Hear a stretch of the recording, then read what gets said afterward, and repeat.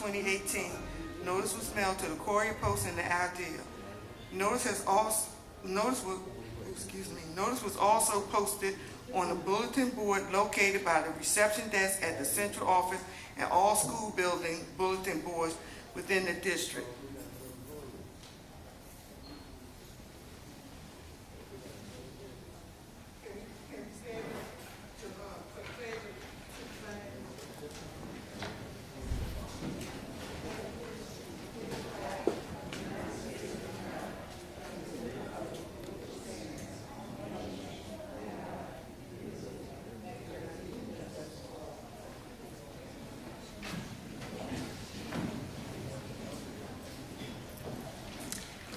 At this time, we'll be swearing in newly appointed student representatives from Creative Arts Morgan Village Academy and Bryn High School. I will transition to the auditorium floor in order to swear in the student representatives.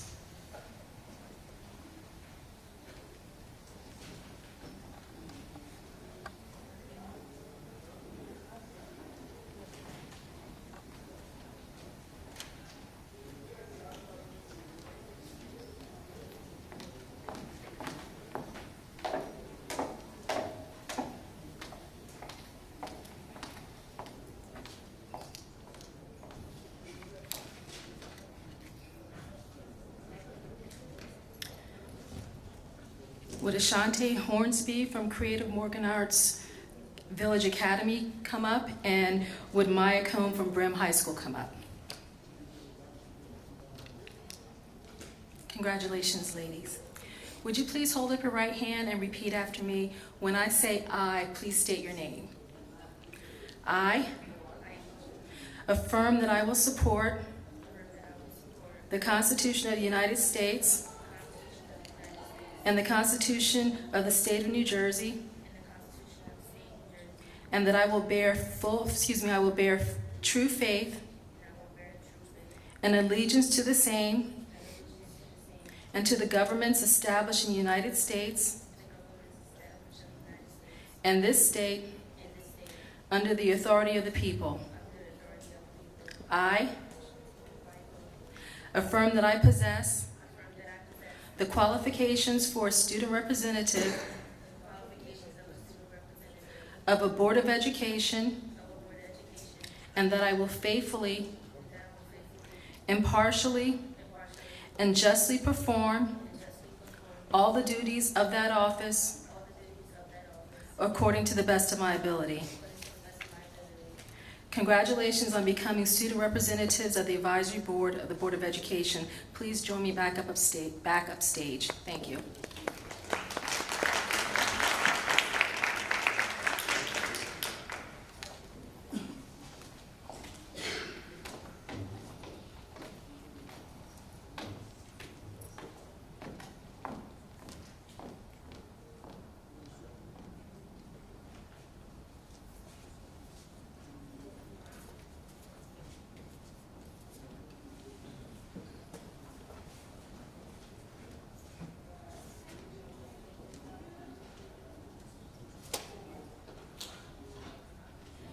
Now that the student representatives have been sworn in, we will call roll. When I call your name, please say present. Ms. Teresa Atwood, Mrs. Catherine Blackshear,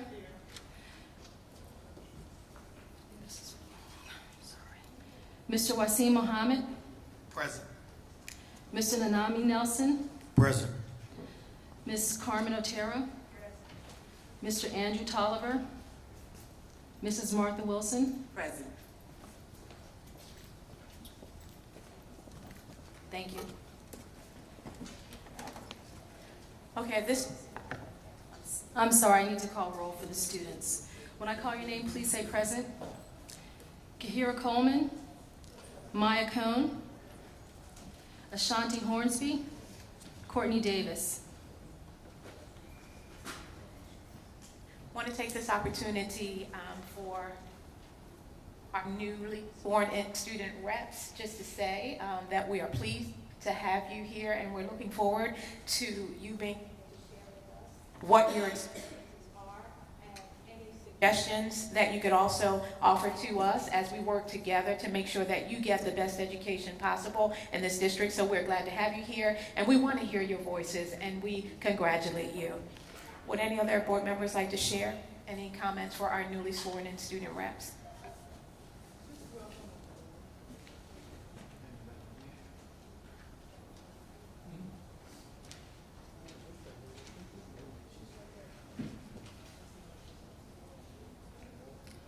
The board will now go into closed session to discuss matters involving investigations.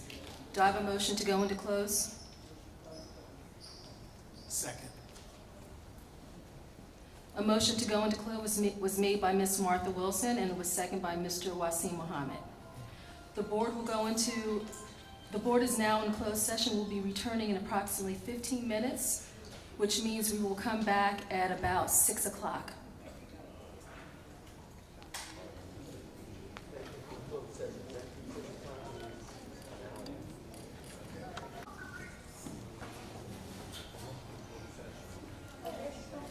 Ms. Teresa Atwood, Ms. Catherine Blackshear, Mr. Wasim Mohammed, Yes. Mr. Nam Nelson, Yes. Ms. Carmen Otero, Yes. Mr. Andrew Tolliver, Ms. Martha Wilson. Yes.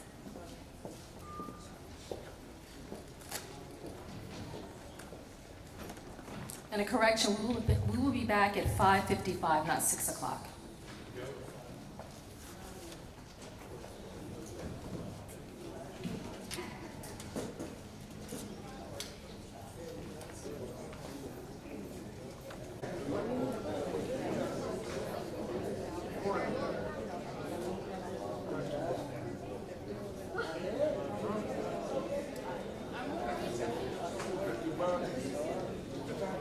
At this time, I call for a motion to come out of closed session.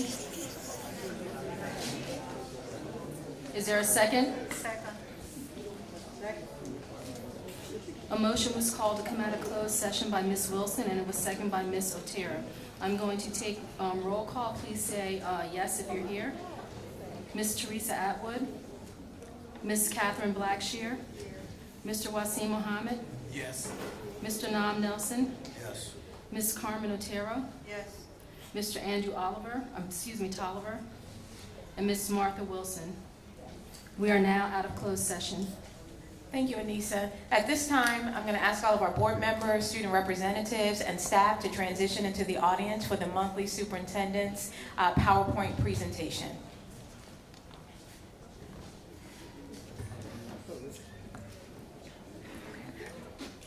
All right, good evening, everyone.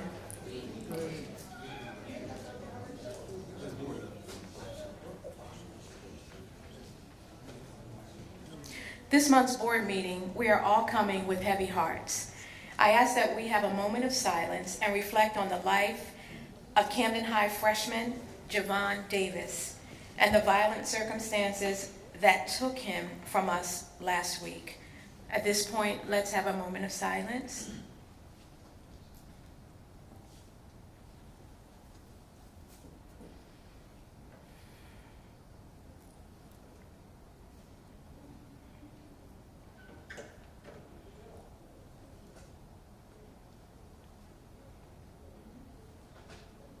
Thank you. As leader of our city schools, I take the responsibility for student safety extremely seriously. It is very important. Throughout my career in the district, starting with the little ones, starting teaching in 1991, I started with kindergarten students. And we know that in early childhood education, we try to do everything possible to make sure that they are safe and that nothing happens. And that continues as they develop and as they grow older. So as an educator, as a parent, as someone who loves our district along with everyone else in this room, I can say truly that we are standing here with heavy hearts along with our advisory board. So I will reflect on this responsibility. I want you to know that this is something we are all taking very seriously, and what we are doing in light of Javon's death to better support and protect our students. I ask that as we are moving forward with any questions that may come up in public comment relating to Javon's tragic loss, that we just be really mindful and we think about being very solutions oriented, because we all want to make sure that we can do whatever is possible to prevent this from happening again. So I just want to make sure that we're coming forward in a very solutions oriented way, but we're being very reflective, and also I am deeply humbled by what has happened, and we're rolling up our sleeves to find out what we need to do differently to work in collaboration with the community, with the police department, with the elected officials, to make sure that we're providing wraparound for all of our students, whether they're in school or out of school. So moving forward, in keeping with the themes outlined in my strategic plan, I'm focusing board meeting updates on the 4 priority areas, and this is about the 3rd board meeting that we've done this. Just want to make sure that I'm constantly reiterating consistently what those areas are. Accelerating student achievement is the #1 priority, ensuring a great teacher in every classroom, leveraging all available resources to ensure 21st century schools built for success, and last and most importantly, not least, putting students first. So under the 1st priority, accelerating student achievement, I want to just give a few quick highlights here. Thanks to our individualized learning programs like iReady, Read 180, Think Through Math, and Achieve 3000, all students in grades 3 through 12 have opportunities to build their reading and their math skills through individual reading and math programs that focus on students' growth areas.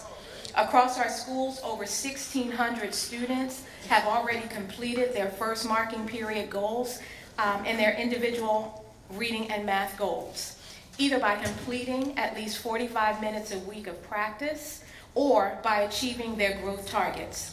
Next month, we will have interim results to share, and we'll share them out with you publicly, so you can see how much our students have grown from the beginning of the year until this point in their reading and math progress. Additionally, in grades K through 8, our school support team has completed learning walks with principals in all elementary and family schools.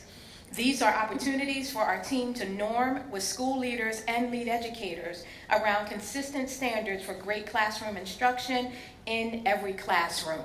In high schools also, our college and career managers are working with students and families to get a head start on the FAFSA completion and enrolling students in dual enrollment programs at Camden County College. We are also supporting staff at Woodrow Wilson to develop a new dual enrollment program with Stockton University. So we're very pleased with those improvements in our offerings. Finally, a reminder that next Monday and Tuesday night are parent-teacher conferences. Monday, elementary and family schools will have parent-teacher conferences, and Tuesday, middle and high schools will be open for parent-teacher conferences. And we want to welcome and invite all of our parents, grandparents, family members, those who are very much concerned about our students' growth and progress academically, that you come and just flood our schools so that you're able to meet the administrative staff, meet the teachers, and get an intimate perspective on how our students are performing and what you can do along with us together to ensure that our students continue to achieve in that 1st priority, which will help us to achieve accelerating student academic outcomes. Under priority 2, a great teacher in every classroom. Here's a highlight from one of our recent high school PLCs, where Rowan University and American Water came together to deliver STEAM skill building PD to high school teachers. This was very wonderful because it was an opportunity for us to partner with the higher education community, as well as one of our newest neighbors in the city, in order to benefit from some of their expertise in the area of STEM and STEAM, so that our teachers can learn firsthand from those who are in the field how to make more engaging lessons and how to implement best practices in exciting ways for our students, so that they will be engaged and excited when it comes to our science and math instruction. And so last week, over 300 high school teachers attended this PLC. and that is a professional learning community, to hear directly from Rowan University engineering faculty and American Water engineers about the soft skills and exposures our students need to pursue success in STEM careers. This is the first PLC with guest speakers from higher education and the local workforce, but it won't be the last. So we're looking forward to building these types of partnerships also with other local businesses in our area. Attending teachers were able to learn firsthand how to prepare their students to take advantage of growing job markets and prepare for success in college. So we will continue to report out progress, and that's one way that we're ensuring a great teacher is in front of every one of our students.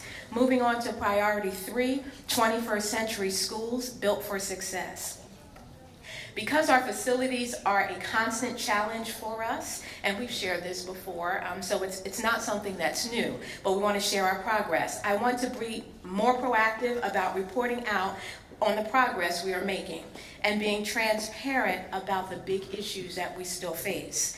So in the area of progress, Hatch Building PA system has been installed. As you know, the Camden High School and Big Picture Learning Academy Middle School share occupancy at the Hatch Building.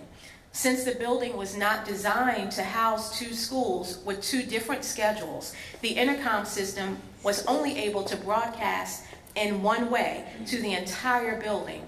We are happy to announce that a new intercom system has been installed, allowing each school to operate their own system independently. I spoke directly with the principal there, Ms. Janaya Robinson, today, and she has already shared how pleased she is with the ability to be able to just have her own announcements in her building and not be interrupted by the announcements from the other school. So many of you may know this has been a long time coming, but this is progress that we are happy to report to you. Second area of progress when we think about our facilities, improved work order execution. Maintaining a district of old and aging buildings means there's a lot of repair work, small and large, to complete at any given time. Until recently, there were 4,000 open work orders for maintenance work. However, by continuing to improve their processes and investing in a key new hire, the facilities department has reduced the number of open work orders by 65%, down from 4,000 to 1,400 since September. Fewer outstanding work orders means better service to our staff and students. And this is something that our school leaders are letting us know that they are grateful that the work orders are being completed and closed out in a quicker, more timely manner. And it also helps us to have an accurate view of what it is that's actually left on our plates when it comes to the work orders that are outstanding. So that is improvement on execution. Now, our hot spots, the areas that we are still working on. District roof leaks. As we look toward the winter, we know that a number of our school buildings are in need of major repairs or replacement to the roof. This translates into leaks that our team works hard to address cosmetically by drying and replacing tiles. However, we know more needs to be done.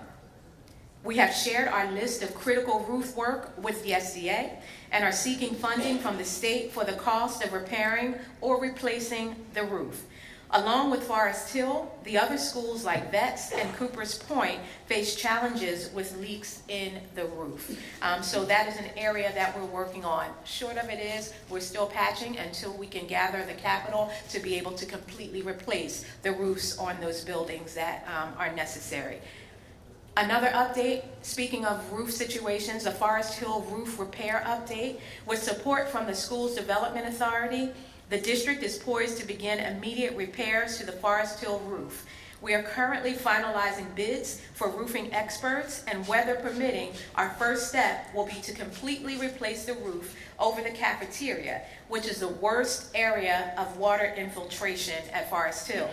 Temporary repairs will also be made to the other areas of the building to mitigate leaking in the short term. And then, as I shared with you last month, over the summer, the remainder of the roof will be replaced. And that way we won't disrupt the students' continuity of instruction by having to close school down while that roof repair work is completely done. Moving to another area, resilient roots. Last month, I presented on the district's plan to sell its portfolio of vacant properties. Our vacant properties drain resources from our occupied school buildings and cost the district hundreds of thousands of dollars each year in insurance premiums. I want to provide an update on a vacant property on 29th and Kramer Street, which is actually occupied by Resilient Roots Community Garden, led by nonprofit Viet-Led. The Resilient Roots Garden gives high school students jobs.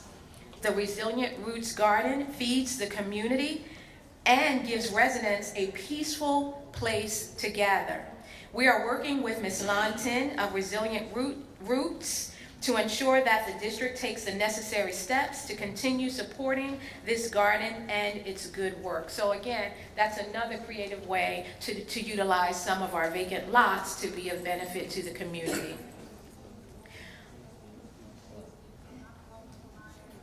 Also looking at priority 3, 21st century schools built for success. As we started off this meeting, in a moment of silence and really reflecting on our loss of one of our young men in our district, the violence that came to our doorstep last week was a horrible wake-up call to all of us that we must do better and do more to protect our young people. My team and I, including the Deputy Superintendent, Director of Safety, School-Based Youth Services, Climate and Culture Leads, principals, just to name a few, are working hard to review the events leading up to the shooting last Tuesday to identify what more could have been done to prevent it.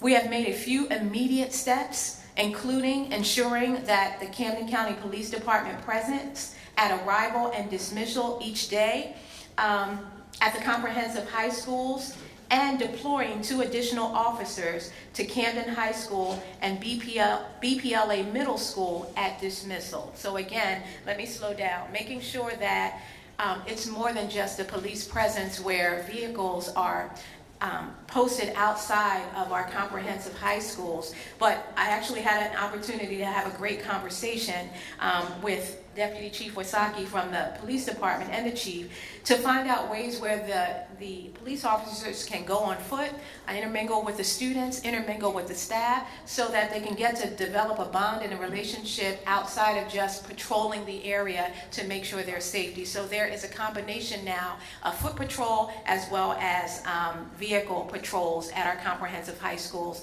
at the beginning and the end of the day. These are just a few of the very first steps we have taken in the days following Javon Davis's murder. This is just the beginning of our efforts to improve collaboration with the community and its institutions to ensure the death of Javon was not in vain. Yesterday, I met with the mayor and a group of over 20 to 30 men in the city who work tirelessly day after day to mentor and guide our young people. Next week, I will be meeting with parents and the Camden County Police Department for a special parent roundtable meeting dedicated to honest and open discussion about what can be done to address the public safety issues that prevent our students from thriving. I encourage parents and residents to join me at this special roundtable at Caddo on November 29th for an open forum on student safety. And this is the parent roundtable that had to be rescheduled due to inclement weather last week when we had the first snow. So we moved it to November 29th. Please come. We have sent letters home. We're sending letters home in backpacks to students. We want to make sure that it's on our website, and Mais and our team are working. We want you to spread the word, you to come, so that we can have an open, honest discussion along with representatives from our police department and other entities to figure out how comprehensively we can work together to move forward and to make sure that we're moving forward in the right way with student safety at the heart. In the meantime, I wanted to thank our school-based youth services team and our community partners like Rising Leaders, Saving Grace's Ministry, Project Guardian, and others. There are many others who work inside and outside of our schools every day to engage and embrace our young people and help them to make the right choices for their future. We will continue to build on those partnerships and expand those mentoring opportunities. Priority 4, which is putting students first. On November 6th, it was inspiring to see the high participation from residents who came out to the polls to have their voices heard on the future of our Advisory Board of Education, of how individuals are selected for the Advisory Board of Education. The engagement in this election and the direction of our city schools is exciting, and it is a very positive sign of the good things that come when we work together for the benefit of our children. As state superintendent, I tasked my team with planning for the outcome of the election and making sure our district is prepared to support a successful school board election in 2019. There are a few key considerations I have to take to make a responsible and responsive decision about how we will administer our school board elections in 2019. I will weigh, and those are listed right up there, so I will weigh the urgency with which residents desire the first school board election with the cost of the election and the desire to ensure as many voices as possible contribute to the makeup of our elected school board. April. No general. Put it in the April. You make the call. Thank you, Mr. Davis. Thank you, Mr. Davis. And so we will be coming back to share with you the outcome, what that decision is. District highlights moving forward.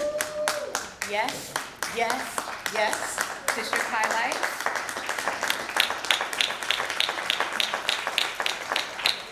Absolutely.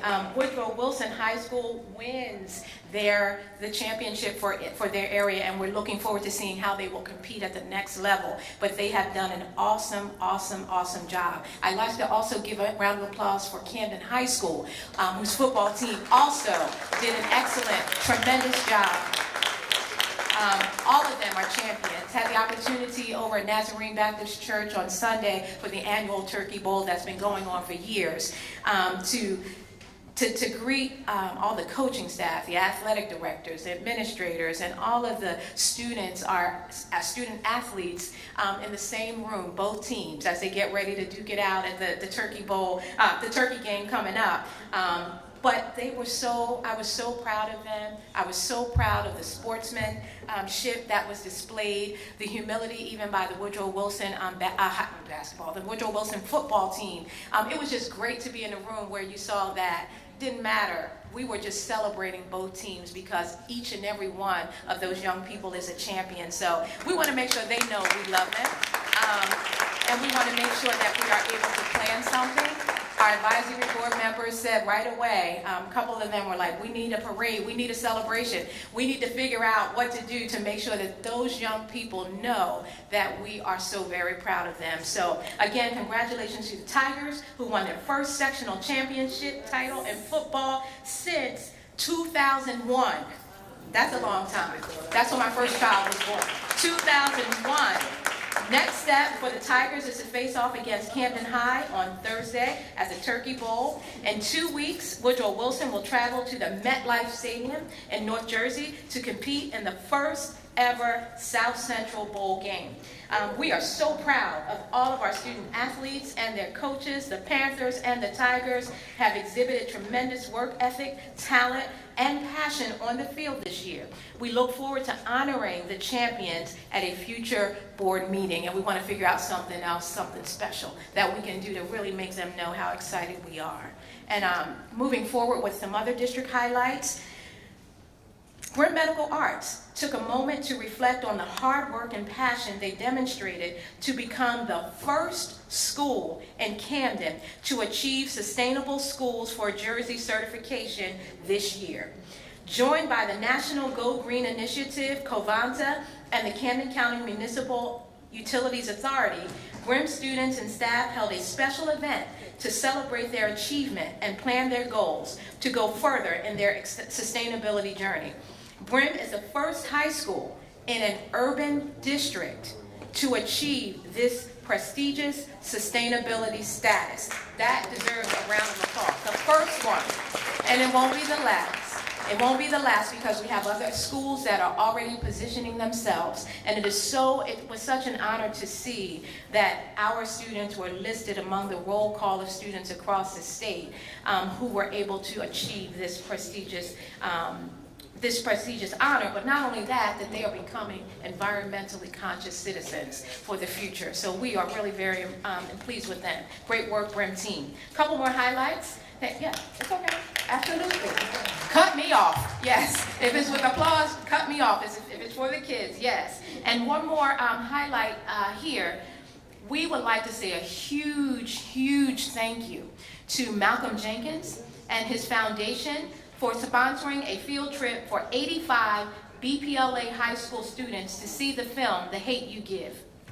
And we'd like to also thank our Chief Strategy Officer, Mr. Andrew Bell, who, there he is right back there, for coordinating and making sure that our students were able to benefit from the awesome partnership that he has been working so hard to cultivate with the Eagles. Following the screening, Malcolm joined BPLA students for a discussion about the film.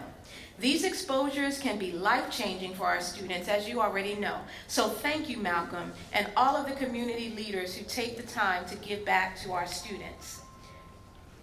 School Psychology Awareness Week. On November 8th, the New Jersey State Legislature passed a resolution which permanently designates the second full week in November as School Psychology Awareness Week.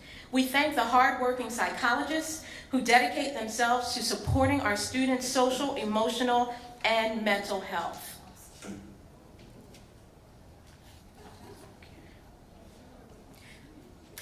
Hashtag no more empty desks. Hashtag no more empty desks. This campaign honors the voice and life of young people whose lives were cut short to gun violence. Desks are being crafted in Mrs. Wallenberg's art room this year. The first two desks pictured here were created by Christian and are a reminder to students to choose peaceful conflict resolution as well as a way to help them channel their grief and make a statement about their community and society. Great work, Mrs. Wallenberg and team. It's a very creative way to help our students to grapple with those feelings. Okay, I'm sorry. The retirements we will read when we go back on stage. Thank you so much for your attention.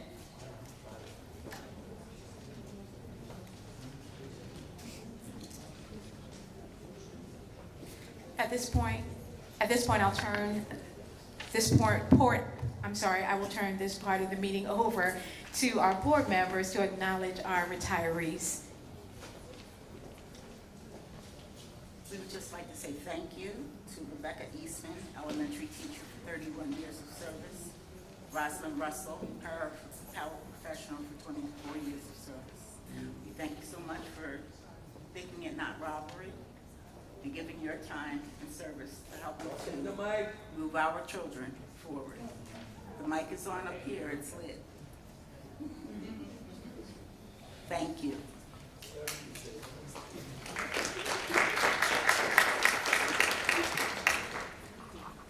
Thank you, Ms. Wilson. At this time, we'll open the floor up to our student representatives for comments. Responses will be provided to our student reps so that we can make sure that they get home in a timely manner. So we'll turn this part of the meeting over to our wonderful, articulate, and talented student representatives. Good evening. I'm going to be representing Brim Medical Arts High School. So some goals from our school is college exposure. So we got a trip to Gettysburg, Pennsylvania to see Gettysburg College. The 30th senior class is going to TCNJ to tour that college as well. And then also another glow is for the HBCU tour or fair. A lot of us got on a site acceptance. So I got 2 full rides to 2 HBCUs.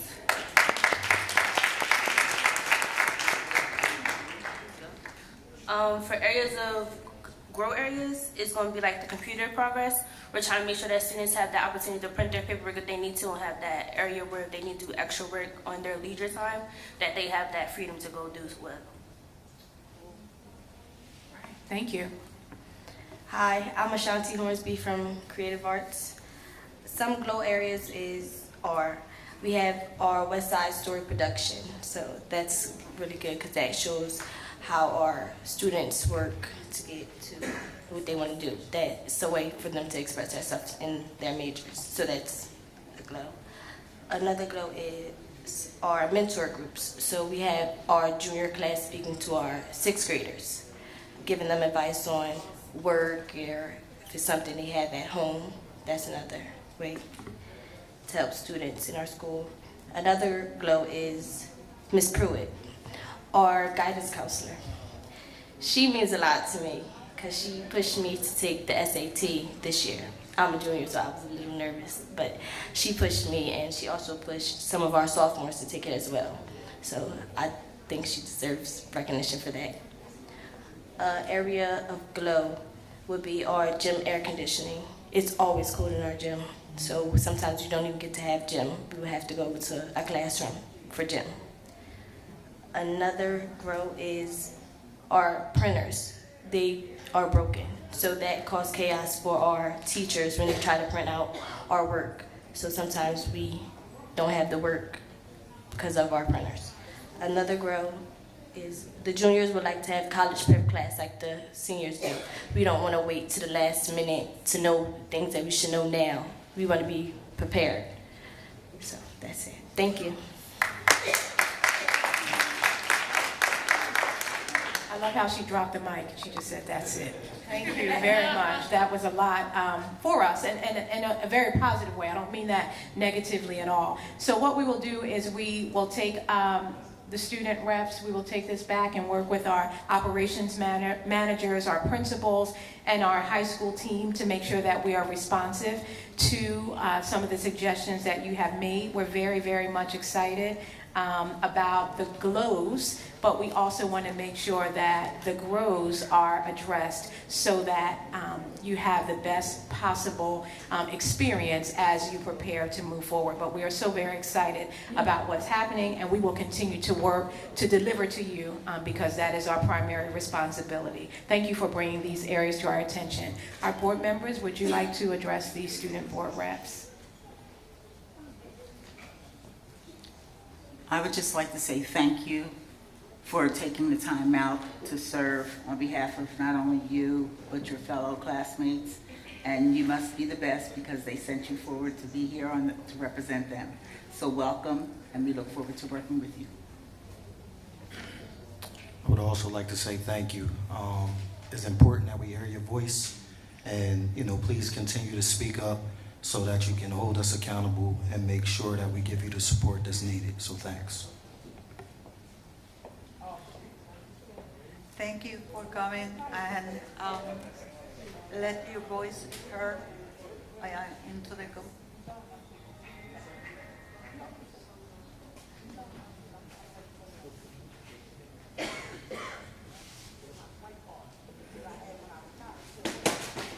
Thank you.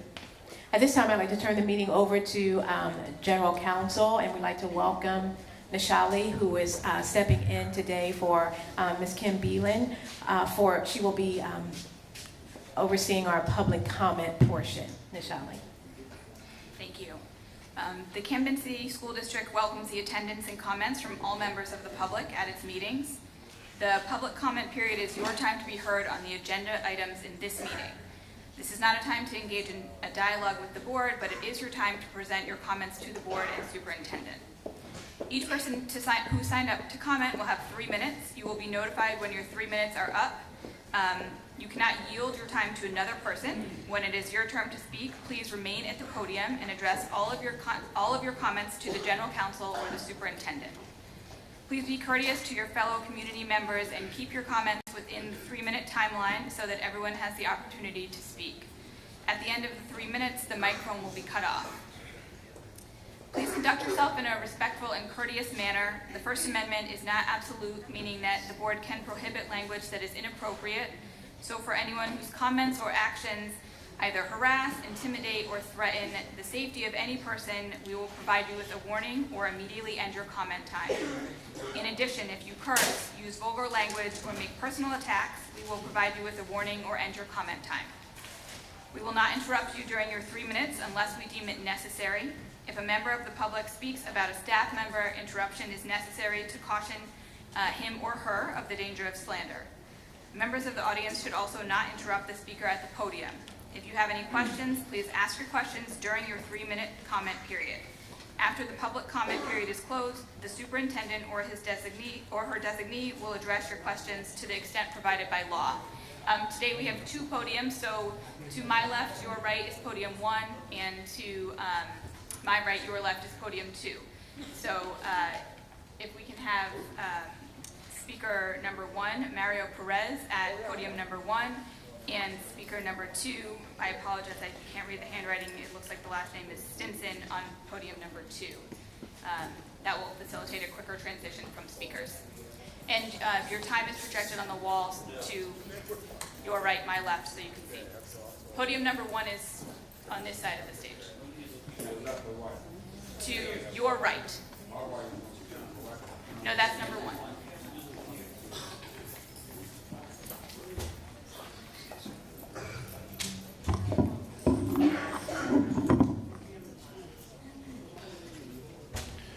Good evening, Ms. McCombs and fellow board members.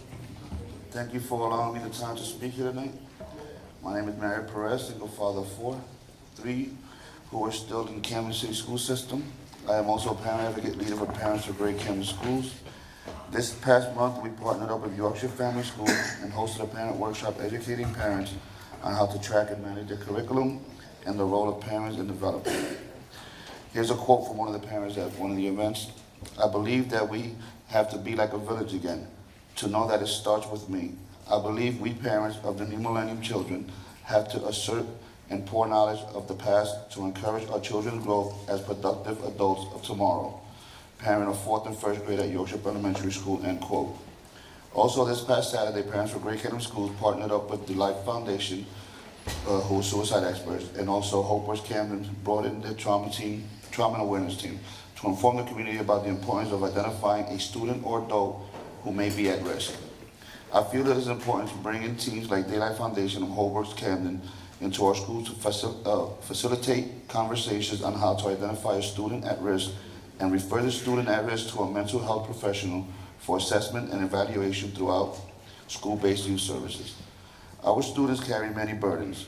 With them growing in a city such as Camden, and unfairly, there has been an expectation that schools had to do it all. I, however, believe that schools are in a great position to be anchors that allow others to partner with them to bring in their knowledge and skills to enhance the work our educators do each day. One idea shared at the meeting this past week was on bullying and youth trauma. Teams in each school to empower students to become sources of support and information, establishing student drop-in centers where student to student they can begin to help each other heal and learn positive coping skills from their peer group. I would like to discuss this more and would love to have you at our next community meeting. Thank you and happy holidays. Thank you. If speaker number 3, John Pike, could approach podium 1. Mr. Stinson, you can begin. Good evening, Superintendent Katrina McCombs and board members. This is highly unlike me. I'm really not prepared, but I'm gonna give it a shot in the dark. I recently held a house party, and I was surprised by the outcome of parents that attended it. Their concerns were that there's no funding for winter plays, activities. If you don't play sports, like my child, I'm a very proud father of 3. My child, she has nothing to do but school. There's no incentive. Also, tutor first. Why can't we have older students mentor the younger ones to like piggyback on what the young lady said up there, so we don't have to be surprised by what we face. If we can get a heads up by the older students, we know what to expect. Also,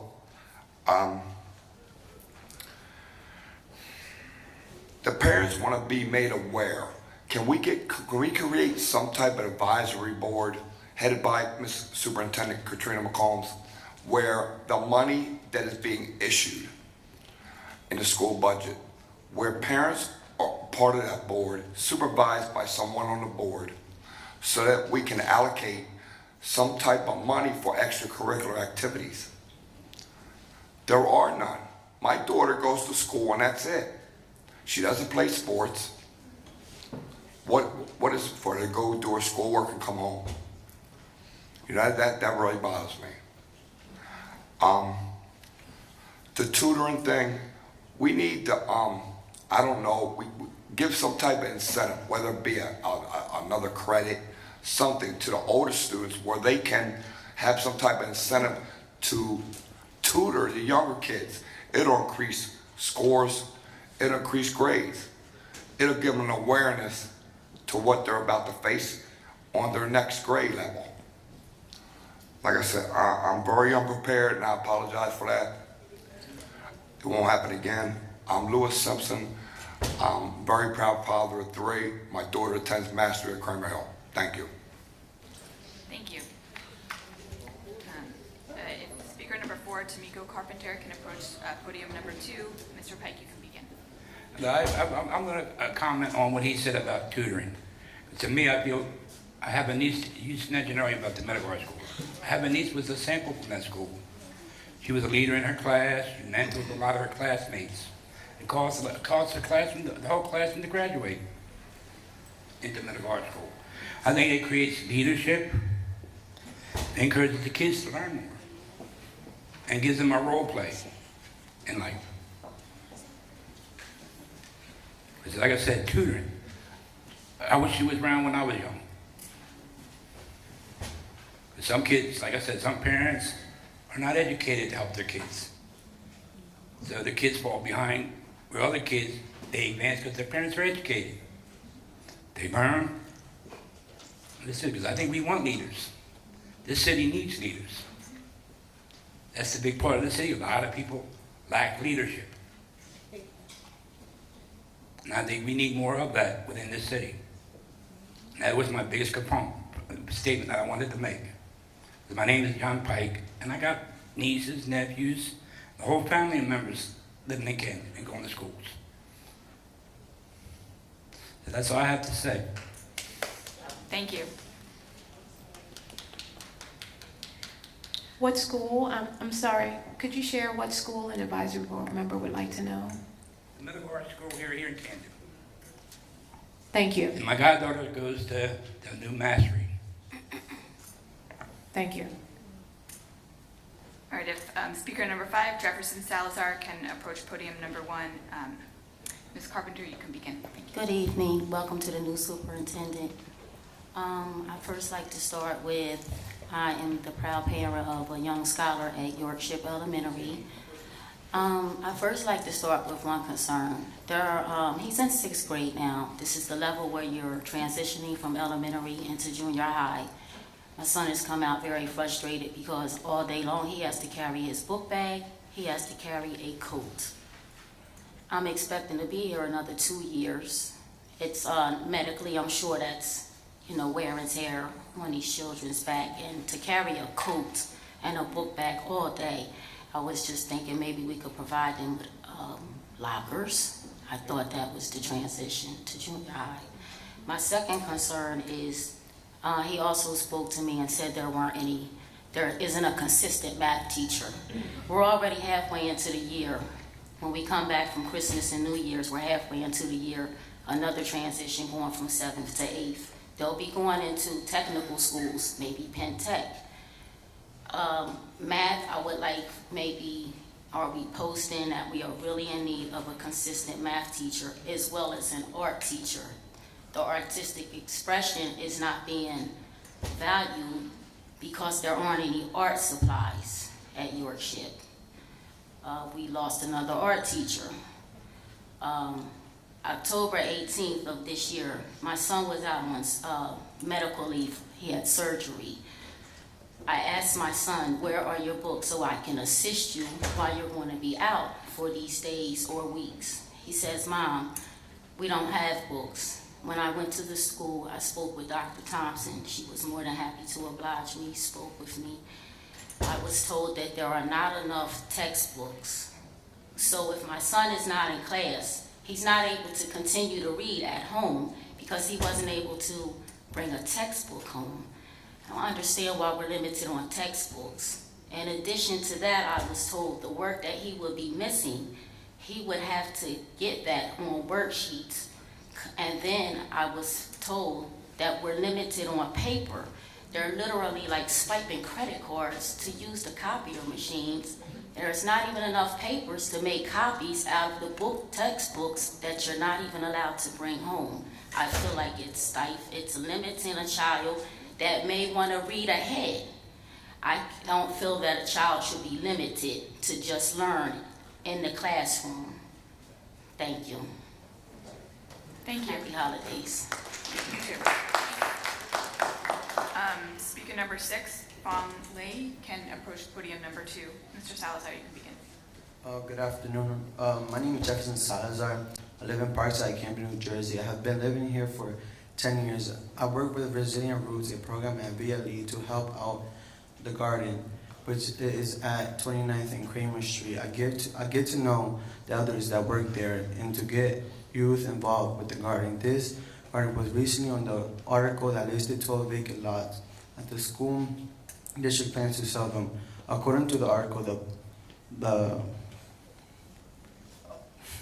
properties will be sold only if the bidder met certain criteria, such as ensuring the buildings will provide community benefits, evidence, and buyers will have the capability and the capital to make significant investments in instructional environment improvements. The school district has recently announced that it will transfer the property to use.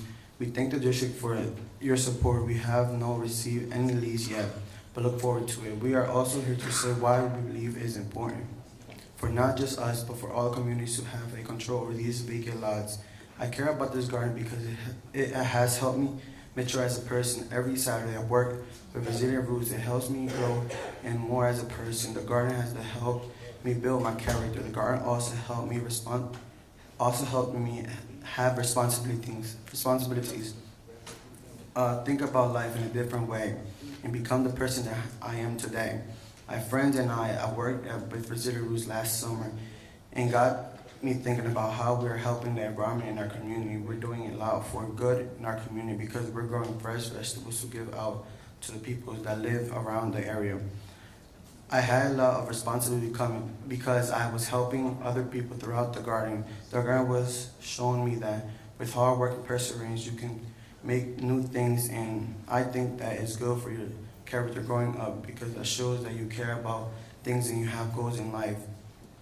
School district should care about this because we're helping out other people and we want best for the community. We don't want to make profit of this like private companies. We want to help people by encouraging them to make better decisions in their healthy life throughout gardening. We believe in the community control of land. We are requesting that we get the lease and ownership of this property. We believe that all the properties for sale should be prioritized in community control. We want the community to have control because we don't want other people taking advantage of this land. We want communities to believe that to care for the land and decide what benefits them the most. If this garden or community centers, if the it can be another way to have community control and have people working together. Thank you.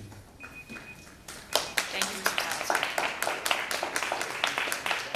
Speaker number 7, Josie Ocasio, can approach podium number 1. Ms. Lee, you can begin. Hello, tôi tên là Phượng Lê. Tôi tới đây tham gia của khu vườn Dược Ly tại thành phố Camden, New Jersey được 4 năm. So my name is Fung Lee. I have been participating at the Resilient Roots Garden for 4 years. And sau thời gian làm việc tôi bị bệnh cho nên là sức khỏe tôi nó xuống rất là nhiều. Khi tôi tham gia thì sức khỏe tôi được lên tốt và tôi tới đó tôi trồng những cái loại vegetable food rất là tốt cho organic.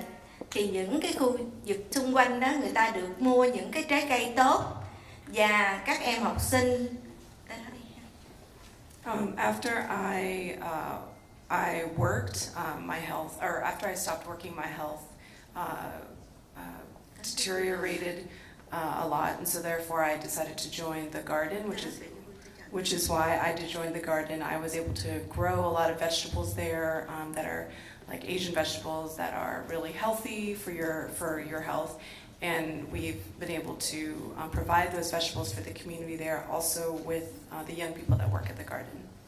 Và bên cạnh đó thì ngoài cái giờ học, các em học sinh tới tham gia trong khu vườn đó học tập được rất nhiều về những cái thức ăn mà mình trồng lành mạnh và đem lại cái kết quả tốt cho các em sau những cái buổi học, hoặc là đã học hỏi được rất là nhiều về vấn đề vegetable. So students come outside of school hours and over the summertime to learn from the elder growers that grow there. They learn about the benefits of the vegetables and also how to cook with them. Và gần đây nhất là trong năm rồi, mùa hè năm nay, các trường của các nơi tới tham quan người ta rất là thích, và tôi mong rằng cái phong trào của cái khu vườn được kéo lâu dài để mà cho mình có những cái food tốt đó. Also, this last summer, we've had a lot of folks visit from other schools in Camden and across New Jersey and also outside of New Jersey. So I'm really hoping that the work at the garden can continue and all of the methods and the practices that we do there can continue long into the future. Trong cái high school em học sinh đó là có nhiều sắc tộc, nhưng họ rất là thích trồng những cái loại đủ thứ loại hết. Họ rất là thích và họ rất là mừng là khi mà mình không có phân biệt chủng tộc là mình dạy cho họ. Also, the students that participate at the garden are of many different races, and we grow fruits and vegetables from many different communities. So it's a really helpful place to bring different people of different backgrounds together.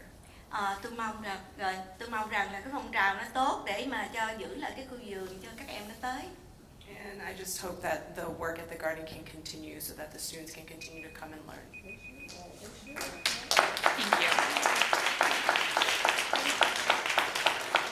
Speaker number 8, Desmond Benson, can approach podium number 2. Ms. Ocasio, you can begin. Good evening, Superintendent, Ms. McCombs, and board members. My name is Josie Ocasio, and I am a parent advocate with Parents for Great Camden Schools. I'm sharing with you all tonight on the importance about anti-bullying in our schools and communities, and hoping that we can do more interventions and workshops in regards to bullying and violence.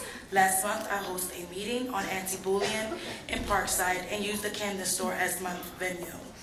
I was very pleased on the feedback from those that attended and concerns shared at getting the proper information on how to help in the awareness of bullying. I want to thank Board Member Namdi Nelson and his powerful voice and demanding change within ourselves in order to help our children when it comes to violence and bullying. I also had another presenter, Mr. Cleos Young from Big Inner, who demonstrates the roots of bullying with food, activities, and teddy bears, which was very helpful and mind-blowing all at the same time. In my meeting, we had Principal Rahman from Forest Hill Elementary in attendance, and at the end, she wanted to bring the same training back to her staff. The training was so successful that several schools have signed on for the project. The program also seeks to re-examine how we label and could be helpful to our schools as we seek ways to keep our schools safe for our students. My ask tonight is, can we have a meeting with you on ideas as how we can make this movement in all schools so that not only teachers can have an understanding, but students and parents have a better understanding of the roots of bullying and youth violence. I believe that to truly impacts this challenge in positive ways, we must begin to understand the origins and the behavior so that we can treat the illness rather than continuing down a path which punishes and penalizes children by labeling them as bad, bully, or victims.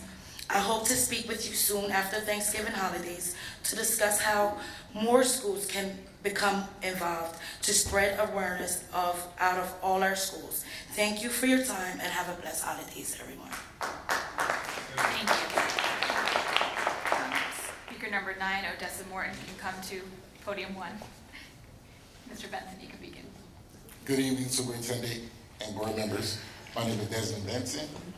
I am a Coopers Point resident and parent of 2 wonderful students, one in early childhood school, Auxiliary Learning, and one in Woodrow Wilson High School. On October the 19th, at Concerned Citizens of North Camden monthly meeting, parent advocate leaders hosted a community meeting on my behalf and had a conversation around schools and how we can make our community safer during their travels to and from. Over 25 parents and community members attended. The feedback provided highlighted a need for more active steps by the nature communities to help ensure school safety. We cannot sit back any longer and point fingers at each other, thinking the problem is going to resolve itself. As schools, organizations, and community members, we must come together and address the serious impacts violence is having on our students. I'm glad that we were joined by your team member, Ms. Terry Allen, at the meeting. She was able to share the process and procedures schools have interacted to keep students safe. My concern is that we are seeing many schools underreport or fail to report issues of violence and bullying at this meeting in the end. Reporting doesn't make us look bad. It builds accountability and transparency. Ms. McCombs, I'm offering my service to you and to the district as we look for ways to improve school safety.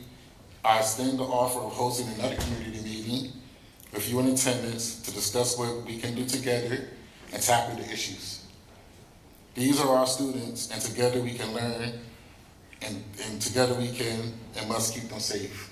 Thank you and happy holidays. Thank you. Speaker number 10, Cindy Dawson, can approach podium number 2. Ms. Morton, you can begin. Good evening, Ms. McCone and school board members. My name is Odessa Morton. I'm a mother of 1, grandmother of 3 girls, and great-grandmother of 2 boys. I am also a power advocate leader for Camden, the Great Camden School.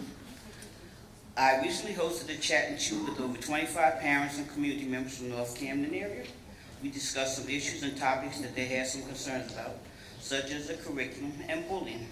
Also, some of the parents had some great things to say about their teachers and the progress that their children made as well. I would like to host another chat and chew in the future to see if we can come up with some suggestions about how we can prepare the students with their social and emotional skills, how we can work to remove the shame parents feel at not being able to help their children with homework, how we can ensure teachers are socially and emotionally invested in student success, and how we can prepare students for college, such as financial aid, and set up early SAT prep courses. I would like to be a part of the solution and making this progress happen, and I hope the board members will be able to attend my next event. And once again, my name is Odessa Morton, and I would like to thank you for your time. Thank you and have a nice holiday. Thank you. Speaker number 11, Aretha Turlington, can approach podium number 1. Ms. Dawson, you can begin. Good evening. My name is Cindy Dawson, and I'm a grandmother of 3 who is presently educated in the Camden school system. I spoke last month expressing my absolute delight regarding your plan to put students first. I believe the success of that concept requires community involvement as well as improved communication. We need to listen to parents and students' concerns as well as their solutions and ideas, encouraging our momentum forward, one community member, one parent, one student at a time. I offered my assistance and expressed my commitment to this goal. Now moving forward, on November 13, 2018, I had Sip, Chat, and Chew. There were 30 community members expressing issues as well as solutions on how some of these concerns can be effectively and efficiently addressed. The following was discussed. Children with special needs. Parents want better understandings of IUPs, the IUP process, and help to make it parent-friendly. Parents want to be more aware of their rights, and the students also. They want more workshops and groups for parents and students. The second thing we discussed was academically advanced curriculums. Make this available to all qualifying students by placing the program in each school, regardless of the type, residential or traditional. Parents want a fair system to recognize qualifying children. This includes those children who become the class clown or have behavioral issues due to their ability to learn at an accelerated rate, which causes them to be easily bored. We have lost so many intelligent children who could have been our next doctors, lawyers, or government officials and inventors due to their not being recognized or put in a challenging program early and kept actively engaged in their education and their future.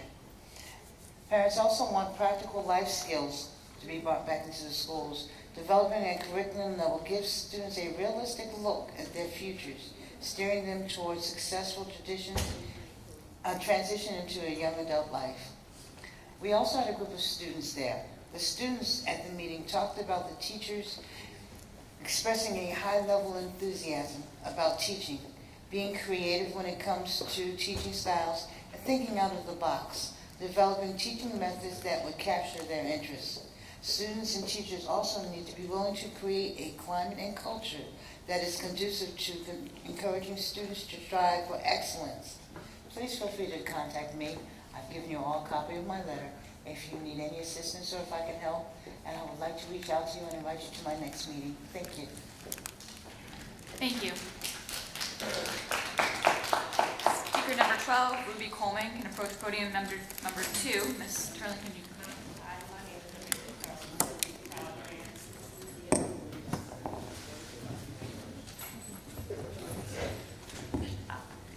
Hi, my name is Aretha Turlington, a proud parent advocate and community leader. Tonight I wanted to share some information from 2 recent meetings that I had the past month. One was at Cooper's Point with school leader Principal Casella, and I joined by Jessica Carabella from Bounce Fit and Latina Gaines from Adolescent Achievers. Together we host Jumped into Health, a day of parents and students interacting in healthy living activities and family can engage in together. We did double dutch and had competitions with the students where the parents competed with the students in double dutch, which is an activity that we don't see kids do no more. So I'm sorry. My suggestion is that to begin to mark off one day a week where the students in the school could participate in activities, different activities in the school. Because I remember, like when I was young, we used to play hopscotch, jump rope, we used to play tag and things like that. I partnered with also, another meeting that I had was with Miss Helen from the Zion's House, and we targeted teen parenting, where we talked to teen parenting and parents about like mothers, because my daughter's a teen mom, and like they go to do depression, postpartum, so we discussed like different techniques and ways that they can get help with those issues. So my ask was to partner with Ms. McCombs in the board meeting to get more activities into the school for our teens. And attached, I do have another letter that I put on that, so could you read it and get back to me? Thank you. Thank you. Speaker number 13, Troy Oglesby, can approach podium number 1. Ms. Coleman, you can begin. Hi, good evening, Superintendent McCombs and the board. My name is Ruby Coleman. My 3 generations of children I have attended Camden City Public Schools. I never realized how the system operated until I came upon parents parents rated Camden schools. Because before then, the only thing I knew was that Camden schools taught their students less than in neighboring school districts. When I was introduced to PGCS, it hit me that I would like to get involved with them and learn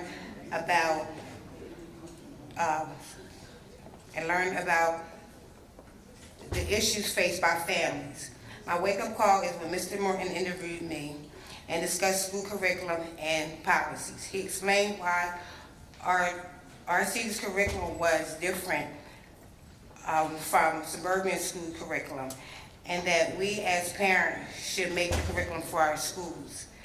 It really opened my eyes and made me want to inform myself about curriculums. My first step to resolve these concerns is to research the different types of curriculums.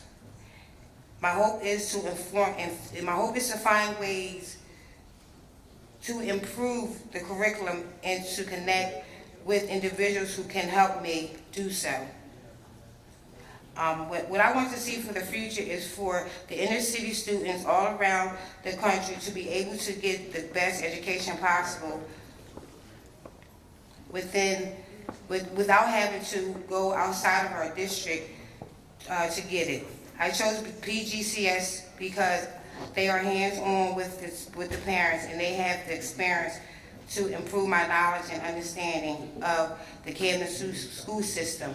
I believe that they will give me the tools necessary to one day work on my own and as a parent advocate for the children and other children in Camden City.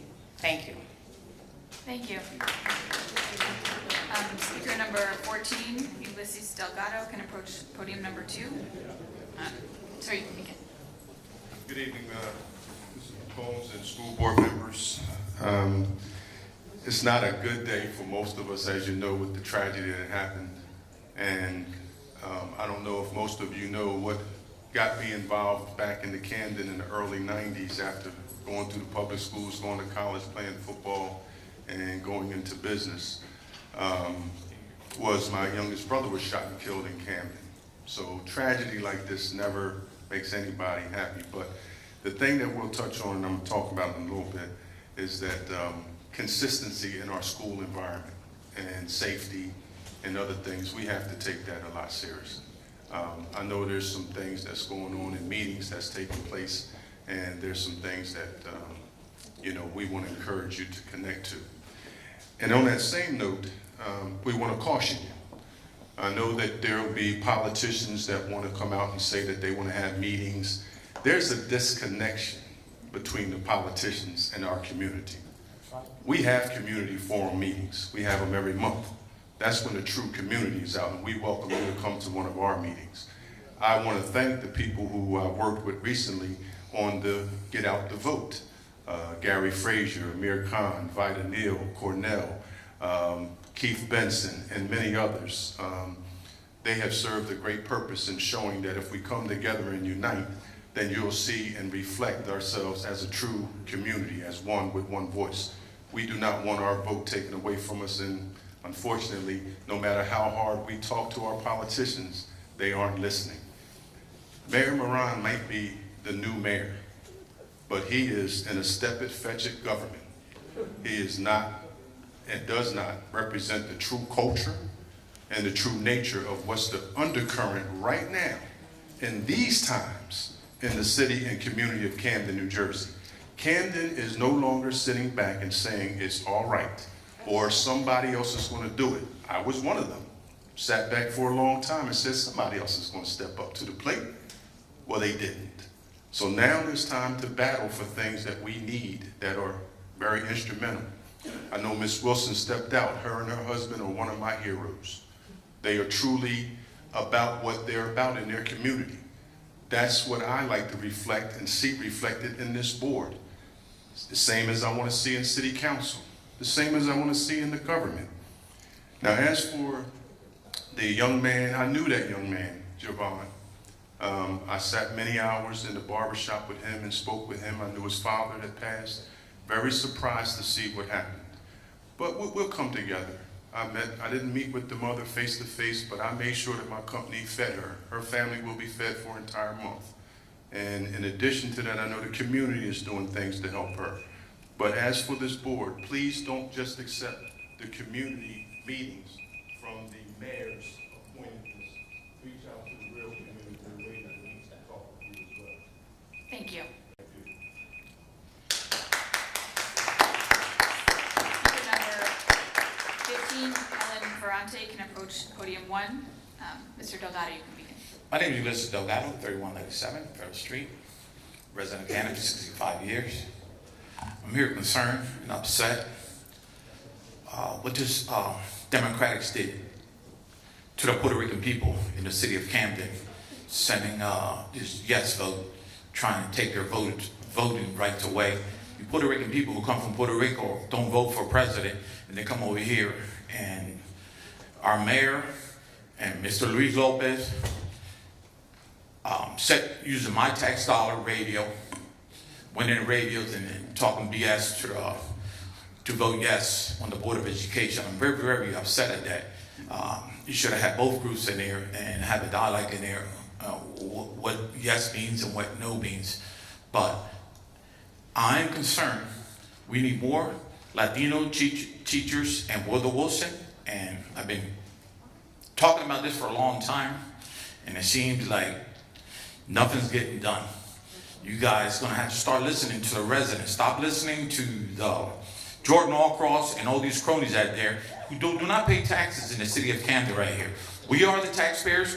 We are here concerned, raising our voice across. I want you people to listen to us. That's why we're gonna elect our new school board members. And there's a lot of teachers in here been threatened. When they come up and speak, they move them around like guinea pigs. My sister-in-law had to leave because she was pushed around. She was a school teacher here. Latino teacher, spoke both languages and read and write them. And she was forced out. She left after 40 years tolerating with the last superintendent we had in here.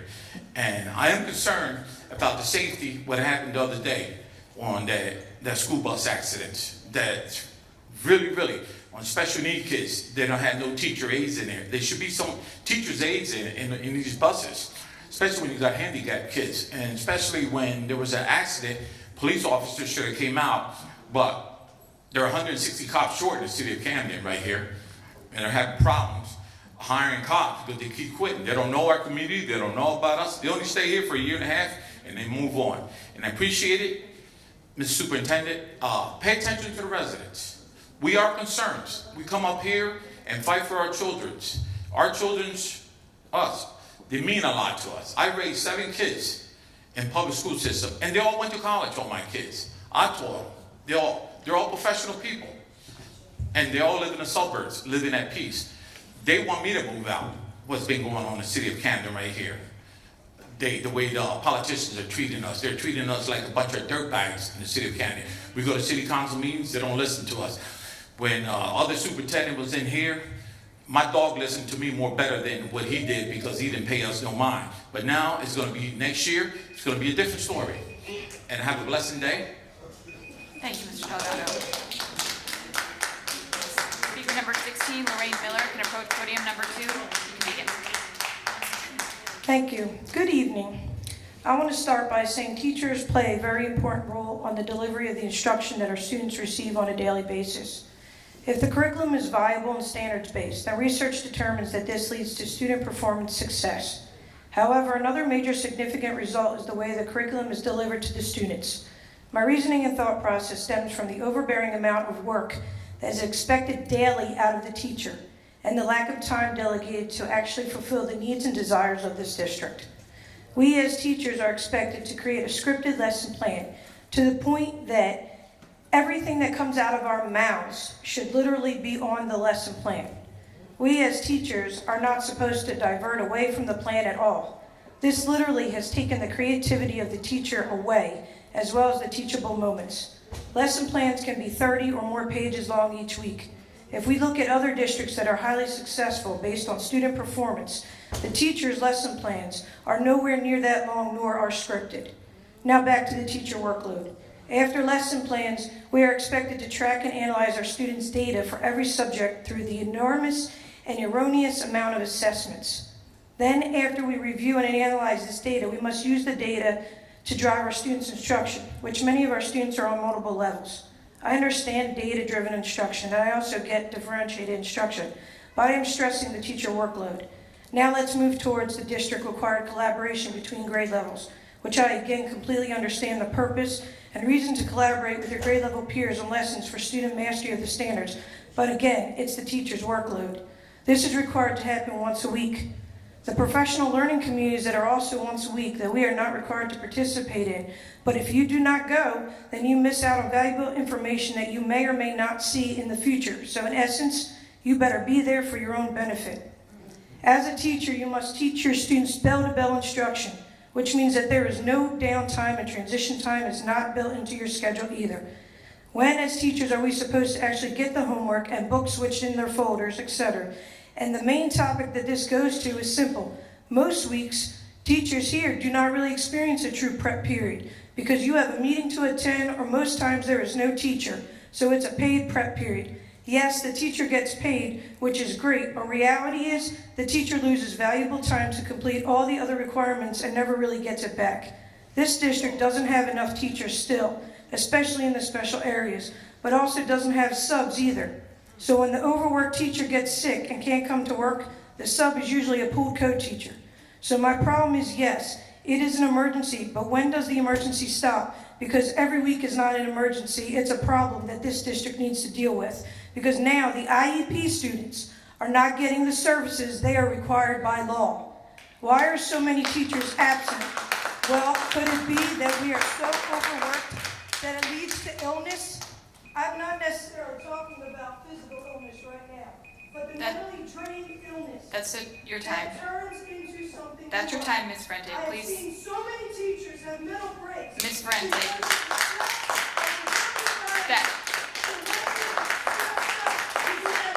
Ma'am, those are your 3 minutes.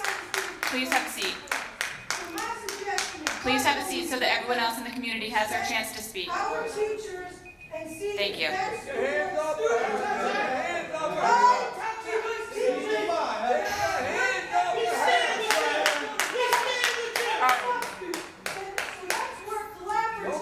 Thank you for your comments.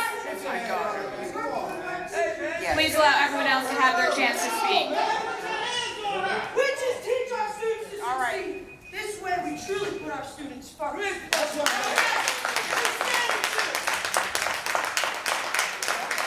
Speaker number 17, Brian Moore, you can approach podium number 1. You can begin. Good evening. It's good to see you, Mrs. McCombs and board members. This, of course, just upset me. To see my flesh and blood so upset in a profession she loves. And to see other teachers experiencing this and no one is helping. It's wrong.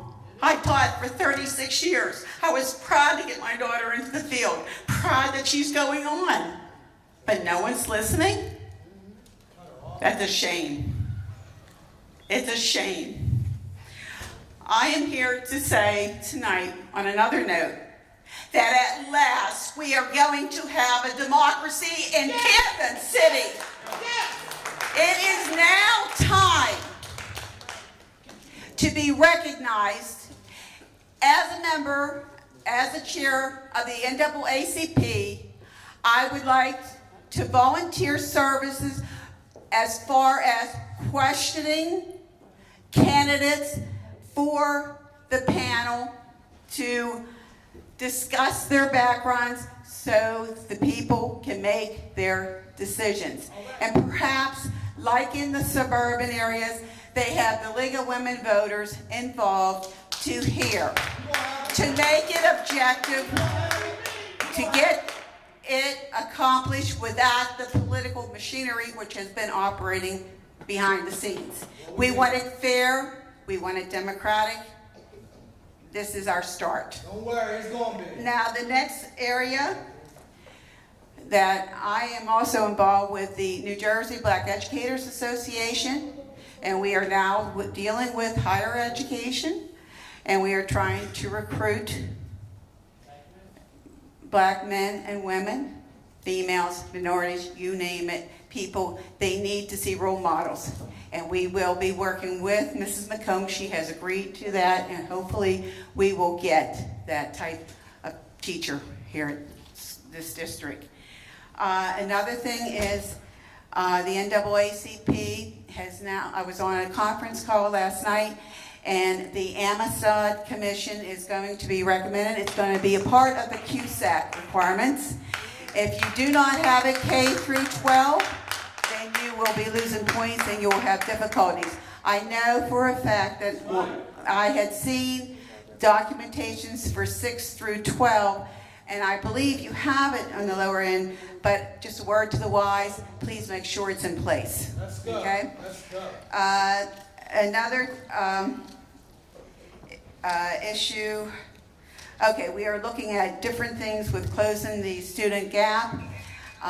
But tonight I was very concerned with what is going on here when Great Schools was coming in and speaking, and I think it's time that perhaps we can use public school character education as a basis for having difficulties with bullying and so on, and they obviously don't have a board to go to. Thank you, Ms. Miller.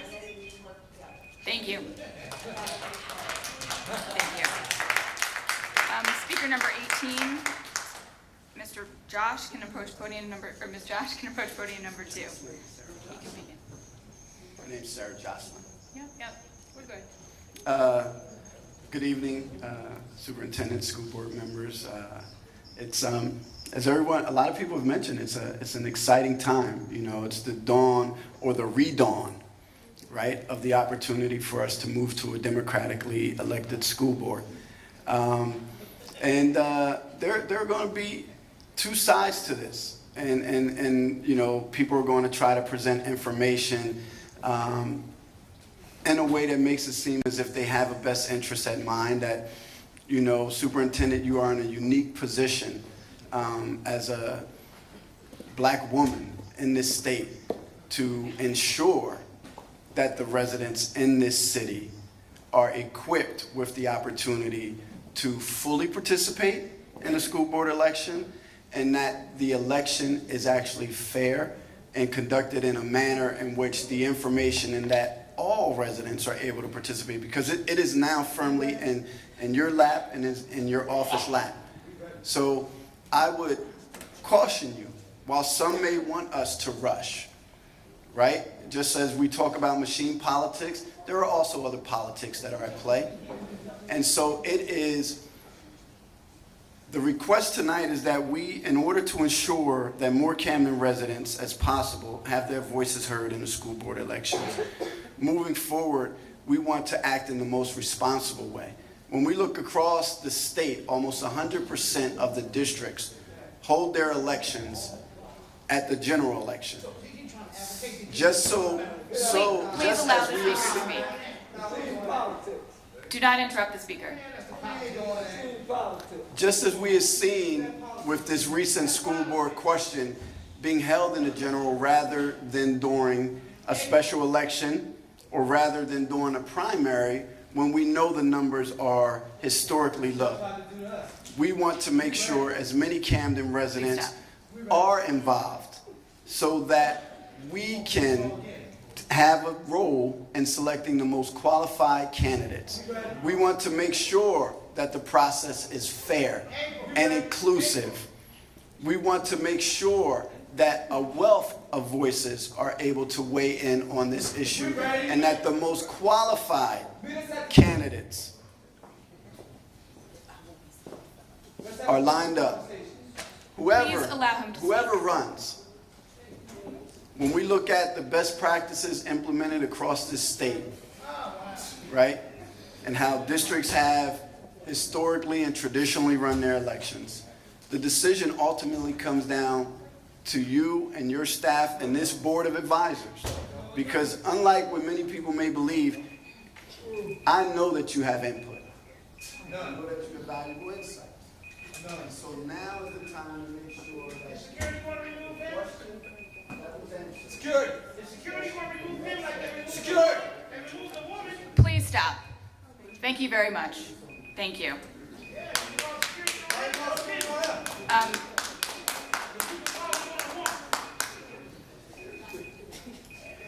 Sarah Jocelyn, 1234 Forge Road in Cherry Hill. Please, can you stop the time for a moment? Can you please allow everyone to have the opportunity to speak?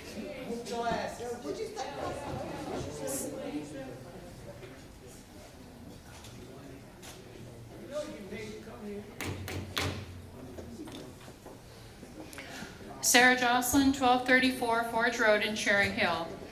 I wanted to remind the board that there is an obligation to report on the specific HIB data twice a year now. And so I'd like to know when that date will be, when we will first hear the HIB data for this year. I also remind the board that Camden City for multiple years received a special youth violence prevention grant. We were a multiple year recipient, and the superintendent was a member of that board that was supposed to approve use of the monies. This was under Dana Red's regime. I'm not sure of the current status, but of course that was a multi-year grant. I'd like to see the outcomes of that grant. I don't believe those were ever published. Then I would like to also comment on your decision of when you're going to have this election. I just remind you that school board members are required to take training. The training is typically given at one time a year, I believe, so you should consider having your election to allow that training to be completed early in the appropriate time for the school board member to come on board. I'm referring now to your comments on student achievement.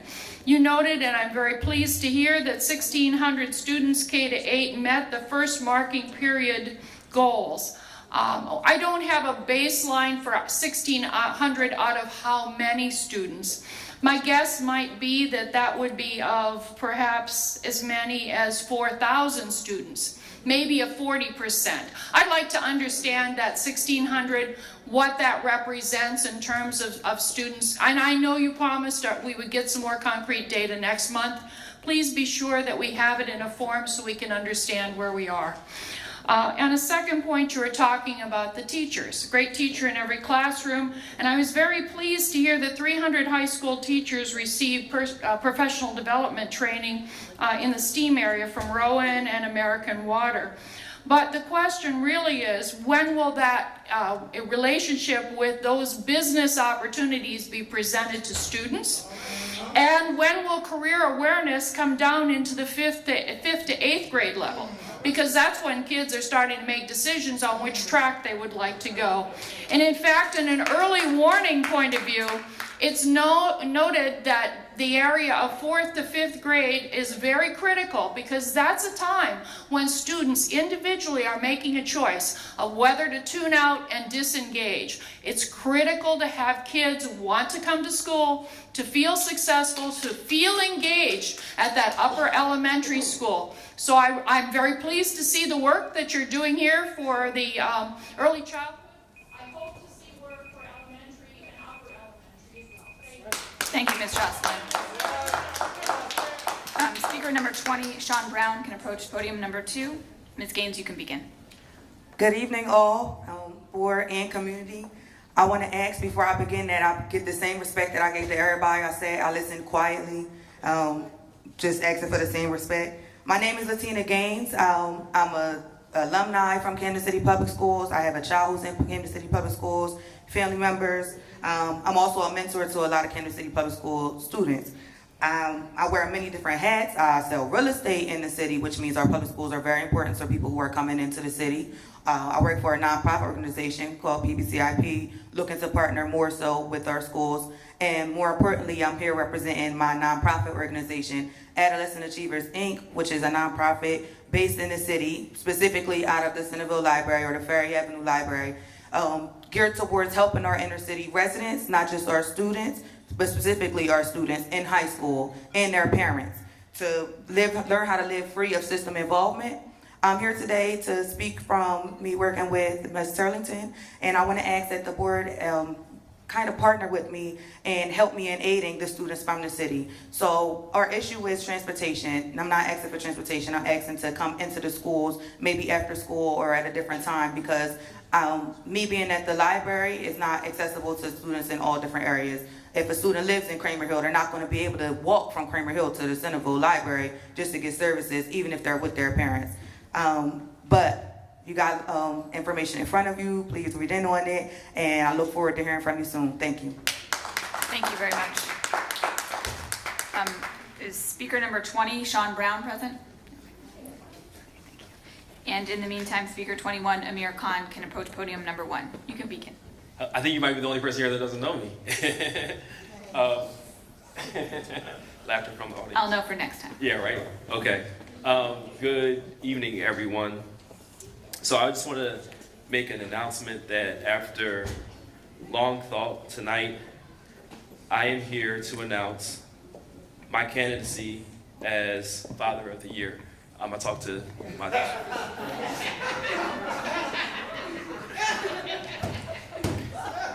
so needed that. But seriously, justice delayed is justice denied. You guys have heard that before.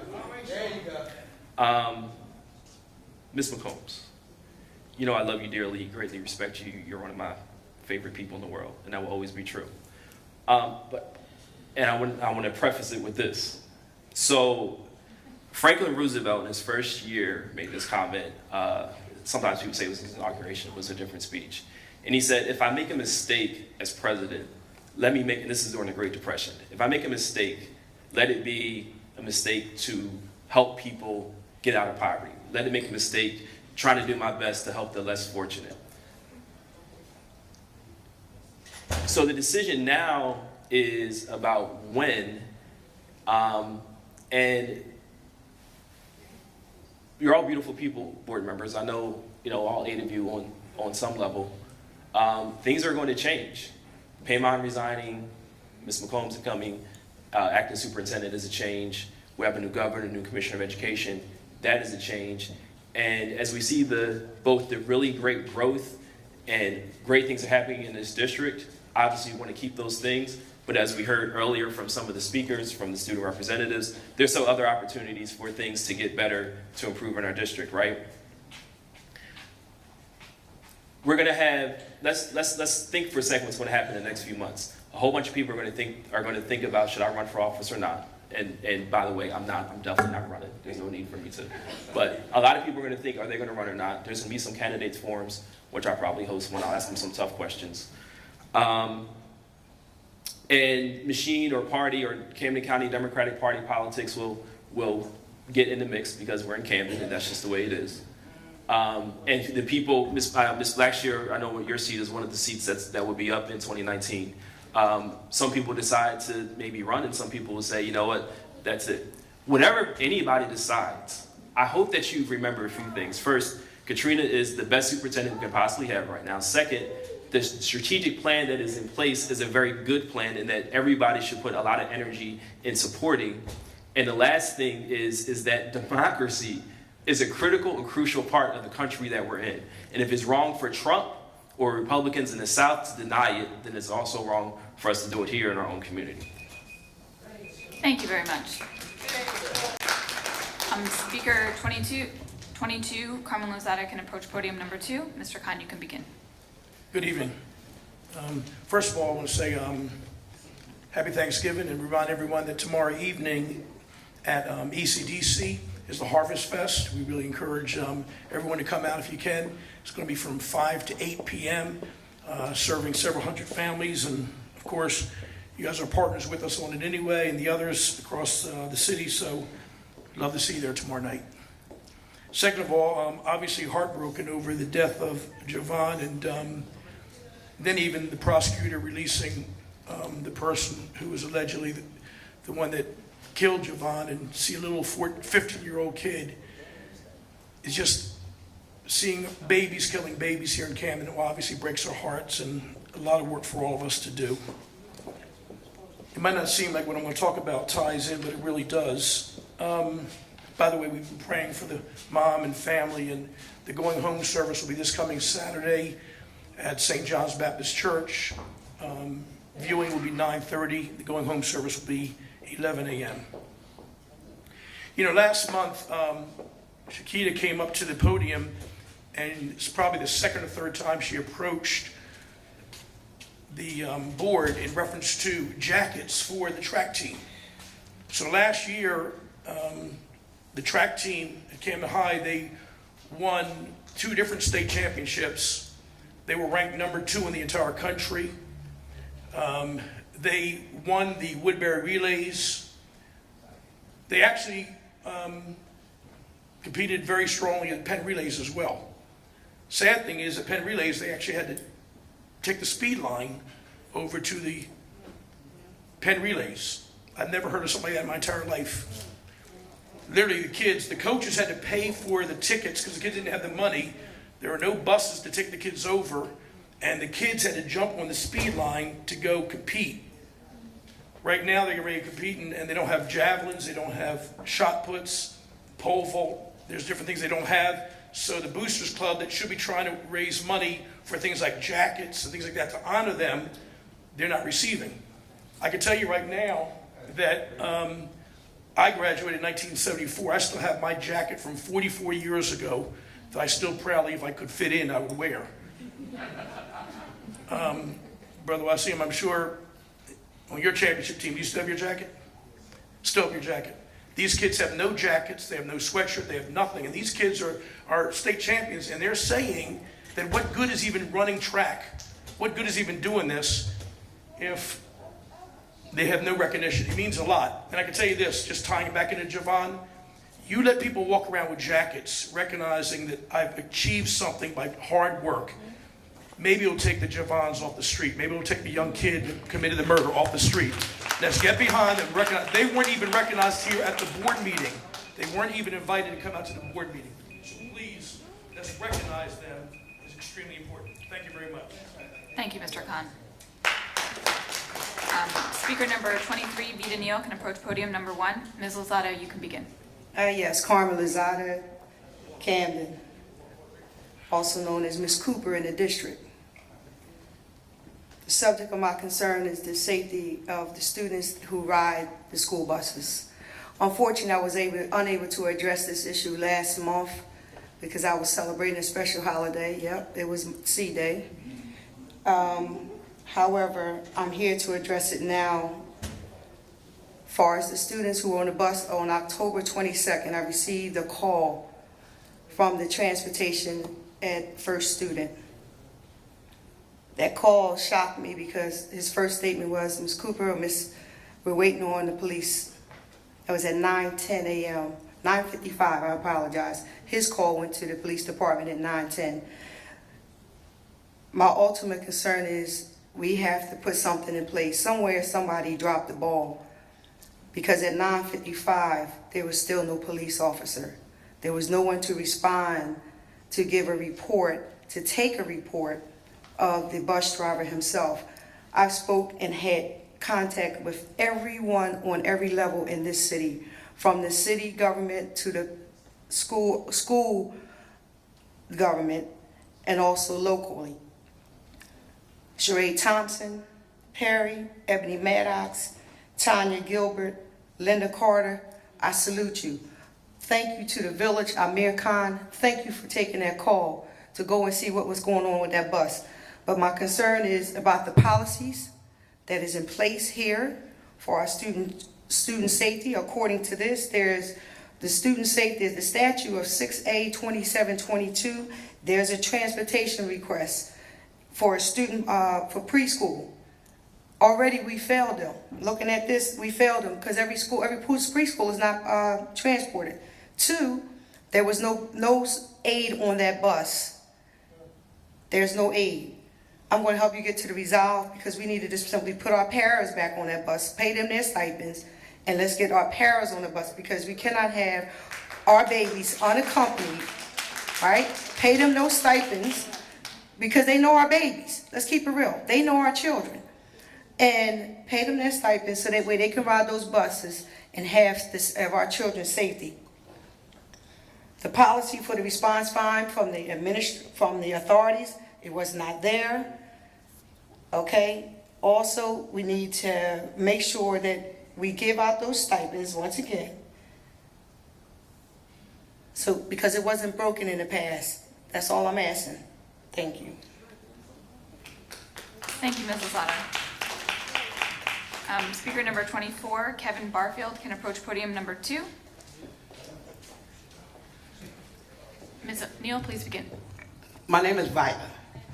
Okay, good evening, board members. First of all, I'm like Maxine Waters. I want to reclaim my time because last month I was interrupted 43 minutes into my 3 minutes. So you actually owe me 1 minute and 17 minutes. Okay, and I want it back today. I'm reclaiming my time.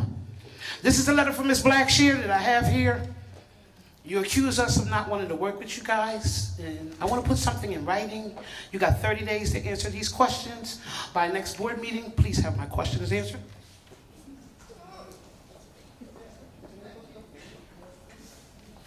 I'd like to read the questions off for everyone here. Number 1, where is the 2 minutes after the superintendent's report that was taken from the community? Why was the Camden High School FOC allowed to remove a time capsule from the memorabilia of Camden High School and open it at her 1992 class reunion? Why? She should be terminated. That's called theft. Who gave it to her? Number 2, what is the purpose of having police officers at the board meetings instead of having them at the schools? I want to say that young man's death rests on every last one of you here, and I can say that because of this. How many partnerships does this district have involving safety issues with other schools and other organizations, and with who? Was the Pride Grant, the Safe Corners, and the Cure for Camden Grant have anything to do with safety of our children in the Parkside area? Why is Camden enrollment operating in our district after the governor vetoed Bill S-2722 A4181? Why is Camden enrollment paying parents $150, that would be Mr. Bryant Morton's parents, to come to school board meetings? They are scripted, everything they say is scripted. They are not saying nothing that we haven't been saying for 4 years. Matter of fact, they started off with Greater School Parents of Mastery School. And I want to stand here before you today to tell you that at least 90% of them have their children back in public school. So let's give a hand for public education and Mr. Brian Morton's parents for Greater School, whose children are in public schools now. We want $150 for our parents in the DPAC, in the CPAC. Why does our parents have to wait 3 months to get reimbursed and have to pay out of their pockets in the DPAC, CPAC, and Title I? And I want to know which one of you sit on that one enrollment board, because one of you do. Can y'all answer these questions for Ms. Vita? Or y'all used to the radical Ms. Vita? I want to say to you today that I feel as though that young man's death rests on every last one of you that took away the safety.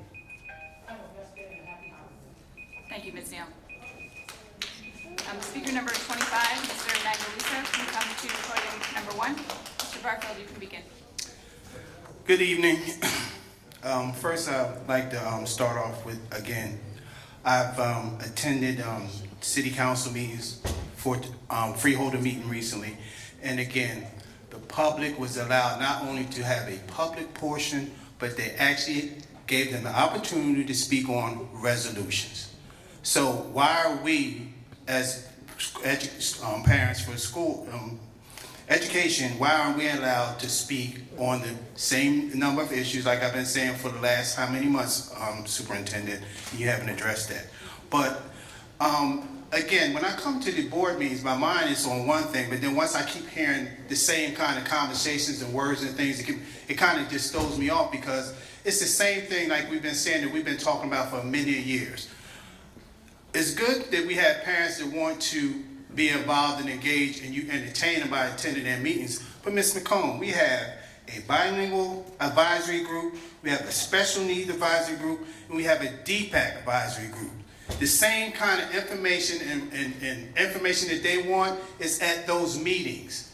None of the parents, for whatever's going on in this district, parents aren't getting the information to attend the very concerns that they're talking about. And you're talking about as far as being involved, being involved is being involved in your school. Why aren't we having these parent groups in these individual schools? We have a wellness committee as part of our policy. That's where a lot of the things talking about safety, the food issues, safety, we have safety committees, all that is in your school. So we want to be involved and do that in your school. It shouldn't be outside of the community. So when you're talking about us coming together, we're not together. Because we as public school, we're having meetings in the schools, they're having meetings in their house. How are you coming in and that's not coming together. So we need to address that. And as far as when we talk about solution-oriented, the fact is the Safe Corridor, Safe Haven, we have choice neighborhood grants that has been allocated to Camden High, one of them, Wiggins and KIPP. $6 million a year, that should already be in place. So I would like to know what's been happening, what's going on with that money in that program, because it's been allocated for at least 2 years now. Security. We know that when the security was cut, staff was cut years ago, we knew that that was concerned, and this was one of the issues. It's like, why do we have to always react after the fact? Why do we want to say all the things we need to say, talking about it's all about our children, when we knew because of the certain population that has been basically dumped into these individual schools, you have a population that's been toxic. So why would we not still, like last year, we're going to deal with our security and we still have it? But again, we're never going to be separate or come together if we keep coming up here and we got our own individual agendas and we're not getting in these schools and we're not a part of these parent groups that should be in the school and we're not a part of these school committees. All right. Thank you, Mr. Barfield. Speaker number 26, Nura Muhammad, can approach podium number 2. You can begin, sir. Mangaliso Davis, board members, chair, and Madam Superintendent. First, I'd like to say this. We need the election in April, not in November. Find the money. We don't need to be in competition with the political hacks that have been running this here city for the last 50 years. Now, you got an Oprah officer, I got some Oprah requests. I'd like to have the environmental report on Forest Hill School for a roof that y'all ain't put on in 8 years and it's got mold kills. I want an environmental assessment on that. Here's the paper for that. Air quality control report on AC/DC. That's up in the rafters. That was installed over when they opened up that new school. So we'll know if that odor just 8 feet down, ash that was built, that was dumped there by Monsanto. And by the way, the ash is made by the same people that made Agent Orange in the Vietnam War. So we want a report on that. 7 days. A copy of the invoice of all the inventory of Camden High School.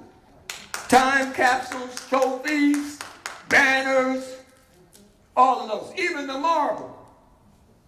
We want to know where it's at, and we want to see the inventory that was done on that. Mr. Paymar said. Because some of that stuff was floating around in the street for sale. So somebody did the job, and they should lose their job.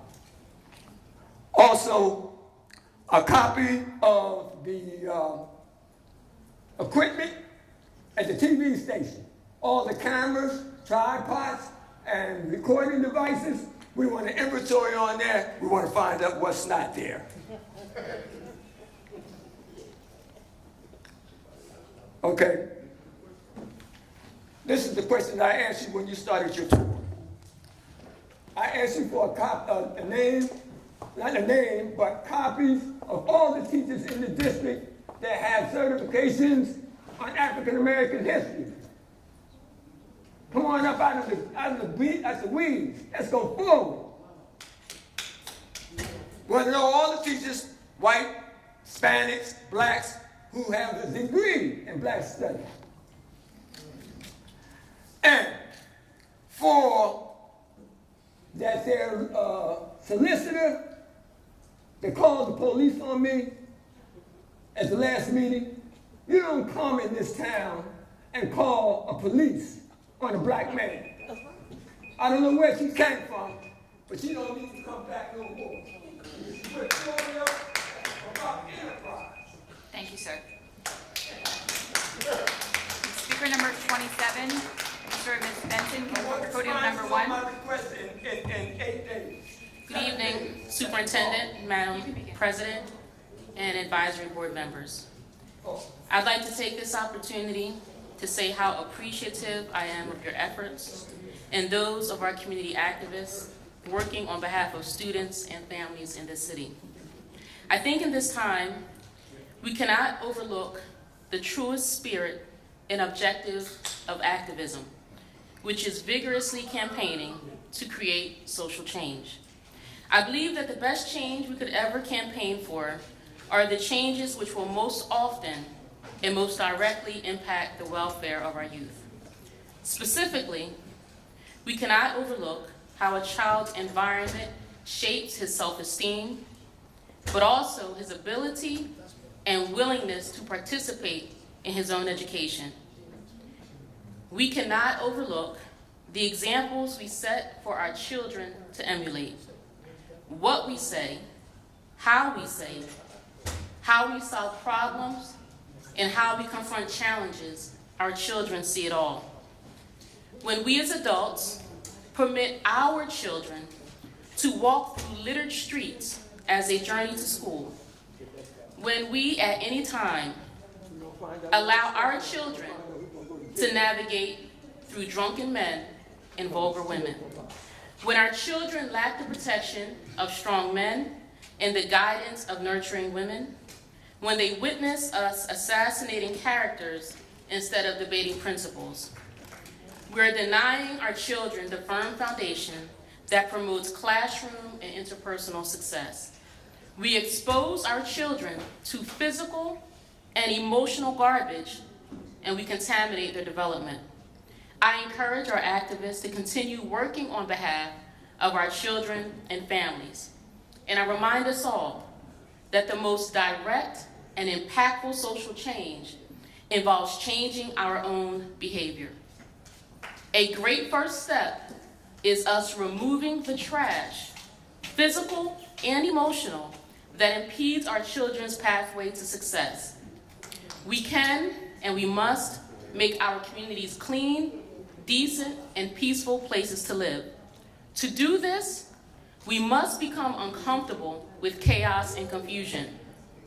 This does not require boycotts or bullhorns or legislation. It only requires a deep and abiding love of self.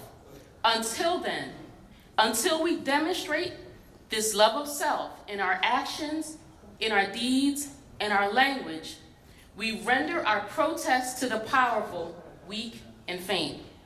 No one is listening.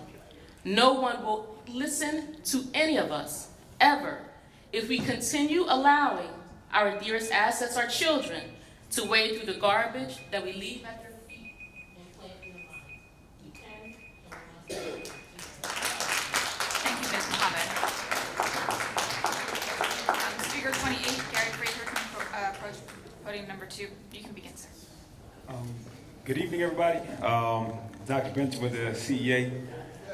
So, this is like the start of my second year, and when I took this position, part of my goal was to help find a way to link our schools and our educators with the community in ways that were really meaningful.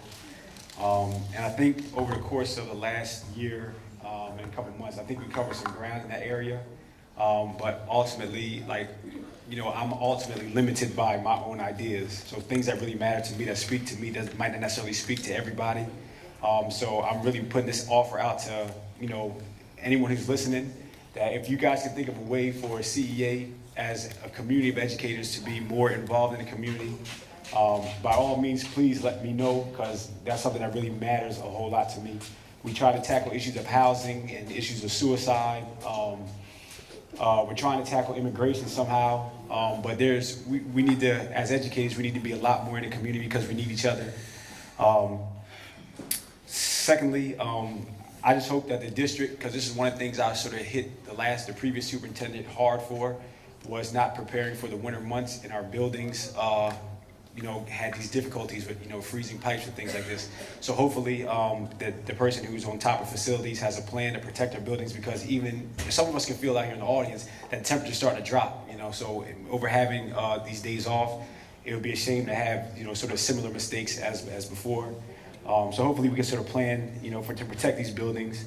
I also want to thank the community for their civic display of and voice and fighting to get our right to vote back, because so many things were going against us for so long. And we're talking about long, unglamorous work out there in the streets in the summer. Me and this brother right here for years, and other folks knocking on doors where it certainly wasn't popular, and it certainly lots of odds were against lots of residents.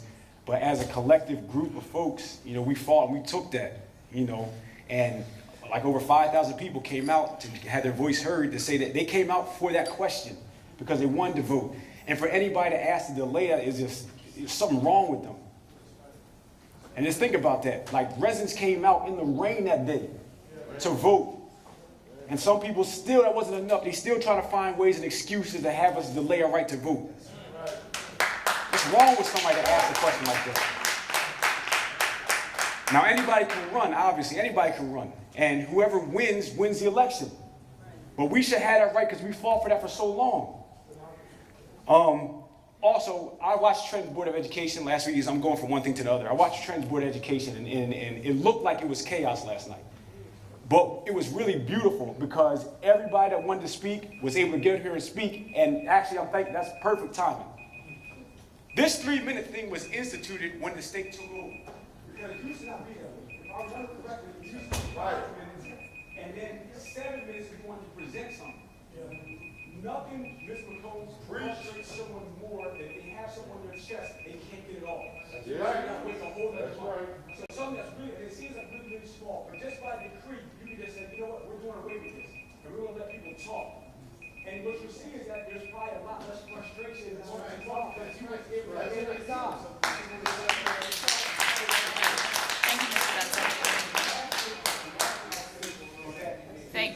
Thank you, Mr. Benson.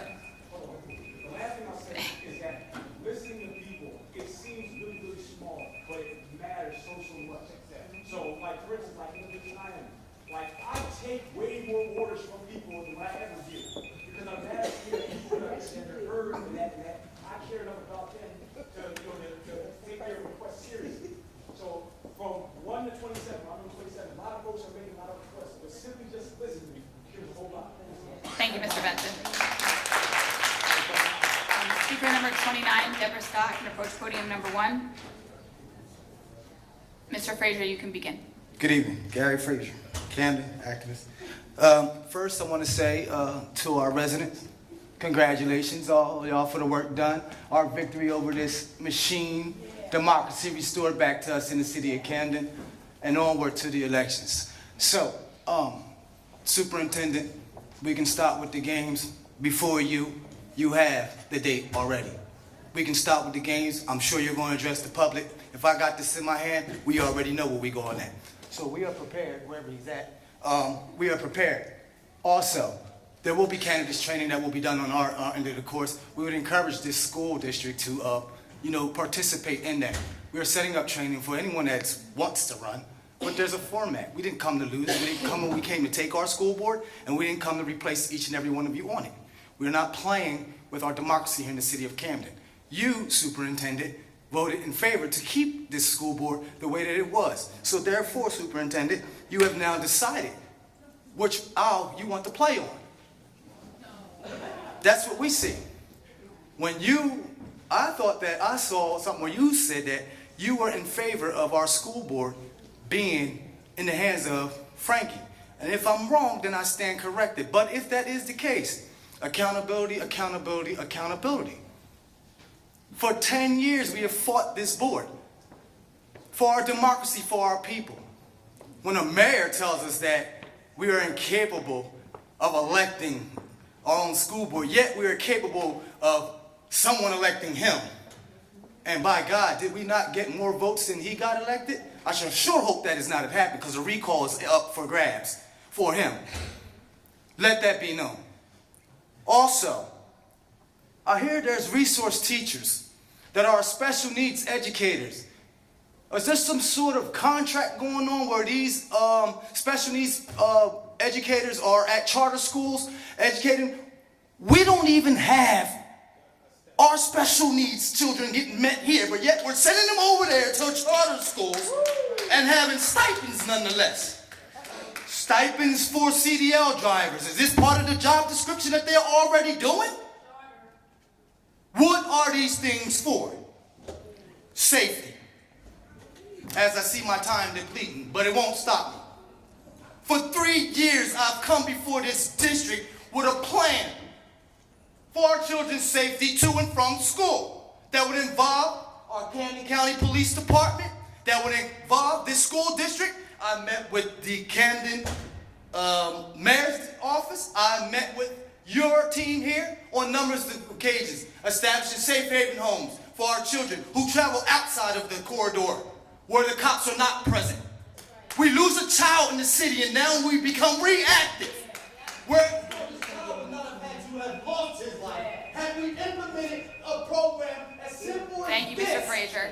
Thank you. As simple as this. Thank me nothing. That child is dead. That child is dead.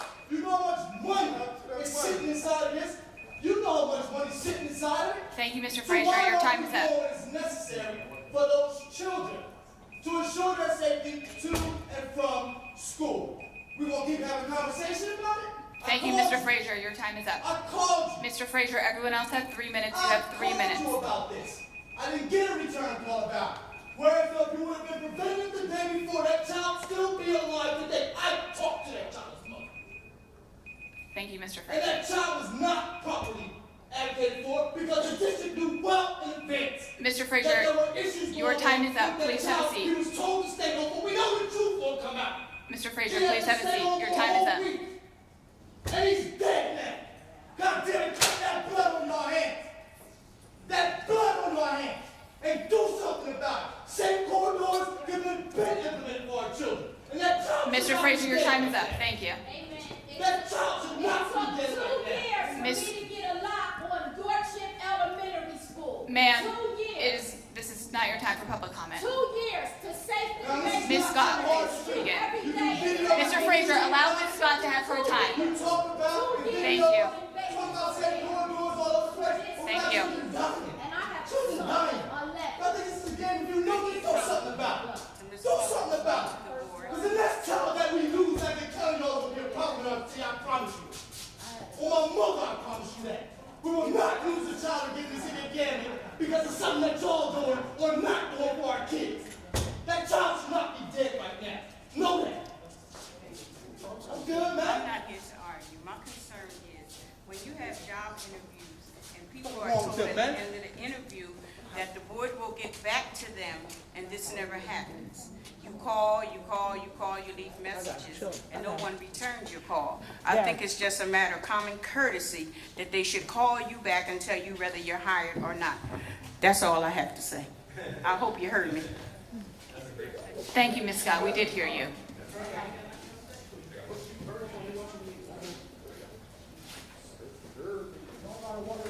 They see nothing. Next month, you don't have a school board meeting, if nothing happens to St. Louis, I'm shutting this whole school board down. Mark my words. Mark my words, child.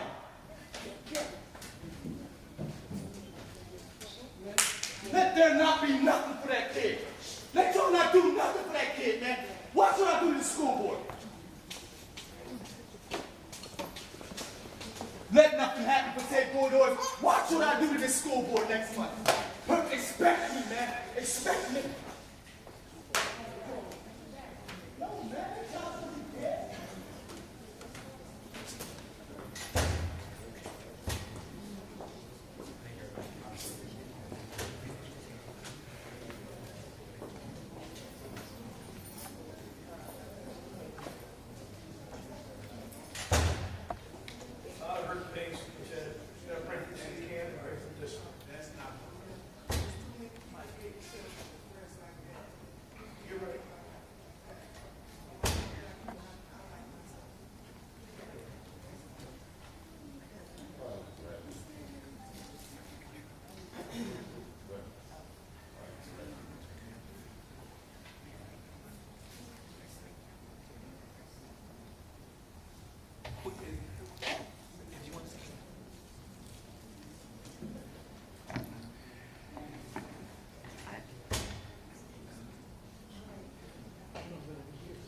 Thank you so much. If you would allow me just a moment to collect my thoughts very quickly. And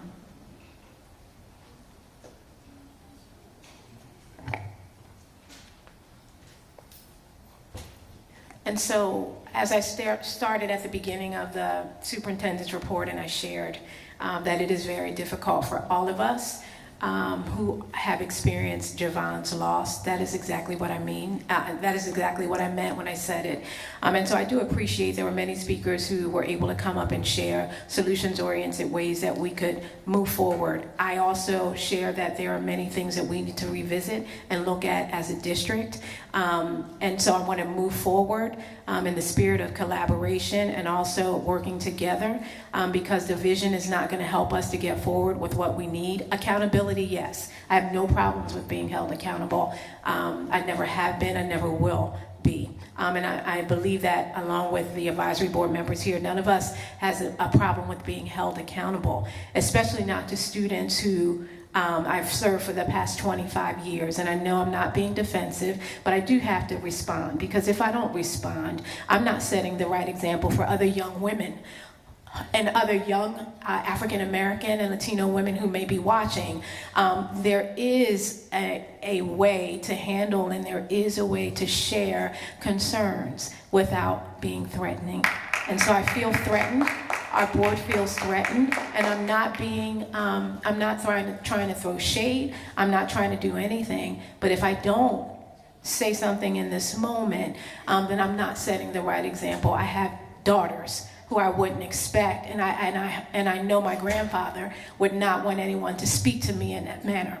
And so because I'm not an outsider, I'm not trying to play games. I don't even know how to play games. I don't know how to play politics. I've never, ever, not once, and I'm sorry, this will be on tape. Unfortunately, Mr. Frazier is not here, but I've never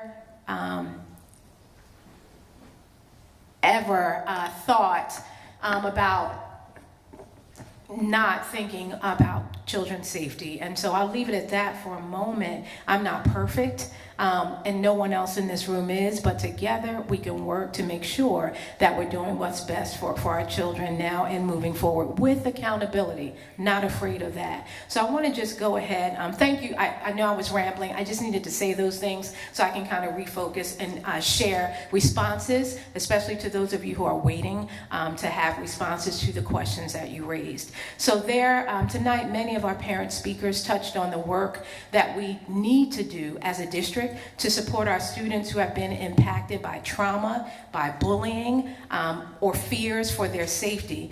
Thank you for reminding us and for continuing to remind us that many of our students are suffering from the mental, physical, and emotional toll that violence and other trauma causes. I hear you and agree with you. I'm not against you, and I listen to everyone with respect. I thank our school-based youth services team and our community partners like Rising Leaders, Hope Works, and Project Guardian who are leading this work to support our students and offer wraparound services. And that's just, I know that doesn't capture everyone's thoughts, but I tried to group together those individuals who hit on those areas. For parent involvement, thank you, Mr. Barfield and Mrs. Neal, for reminding us, Mr. Barfield, for reminding us of the long-standing parent groups in our schools like DPAC, BPAC, and the Special Ed Parent Advisory Council. We want to make sure our parents know about upcoming parent meetings, and we share them on our website, TV station, and through social media. And democracy is, as we're talking a lot about democracy and everyone being able to share their thoughts and their perspectives, there may be different ways that different parent groups decide to organize themselves in homes and schools, in churches. I think what's more important, instead of focusing on the differences and the ways we may choose to unite, is finding a way to really be able to come together so that there is that exchange of information. So I do appreciate the comment, Mr. Barfield, and I do also respect every parent who came forward and the manner in which you came forward with a solutions-oriented approach. And my goal is to make sure that we are moving forward toward working in a more unified way so that all of our students who are watching, our children are watching, and they're going to take over these board meetings and this position that I'm sitting in for the moment one day in the future. And I would hope that they would learn how to be collaborative decision makers along with their other community members moving forward. So we will continue to work on ways to bridge those gaps that may exist between different groups, but we respect every parent who is advocating for their children. Academics and after-school enrichment. I hear a number of parents talk about the need for additional mentorship, tutoring, physical activity, and other school activities. Thank you for pushing us to do more for your children's enrichment, especially during those critical hours after school. We do need to work hard to find additional funds to support the programs that will keep our children active and engaged. Mrs. Miller, Mr. Davis, and Ms. Dawson pushed us in our thinking to make sure that we are offering a diverse and culturally relevant curriculum. And Mr. Davis, if you are still in the room, is he still here, Mr. Mangaliso? Yes, thank you. Mr. Mangaliso, I do publicly apologize for not getting that information back to you that you requested on the number of teachers who were certified in African American history, and I will make sure that I do it. Please accept my apology. But we are also looking at making sure that we're offering a diverse and culturally relevant curriculum. I look forward to sharing out the teachers certified, as I just said, in African American history in our district and working to meet the new Amistad requirements, Ms. Miller, that you shared and that have been shared before in the CUSAC measurements. Yorkshire Middle School experience. I want to thank you to the parent who made me aware of some concerns at Yorkshire. I think she had to step out, but we have one of our team members to talk to her so we can get the information and make sure we're able to connect with the administrators at the building to resolve. But thank you for making us aware of your concerns. First, we are glad you spoke with Dr. Thompson and that you have a good relationship with her. That's critical. I know it's not acceptable for substitutes all year.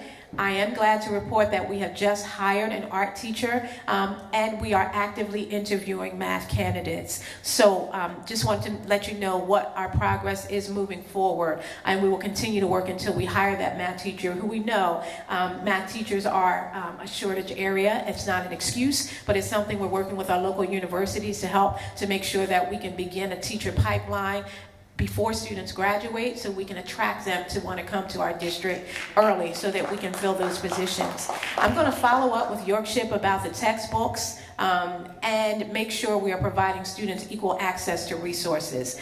Finally, I like the idea of lockers for middle school students. I was just at BPLA Middle this afternoon with a principal, and they have shifted over to having lockers there, so it can be done. And that is definitely something you should bring up with the parent group at Yorkshire, and our team will also follow up. So we'll make sure that our parent gets that information.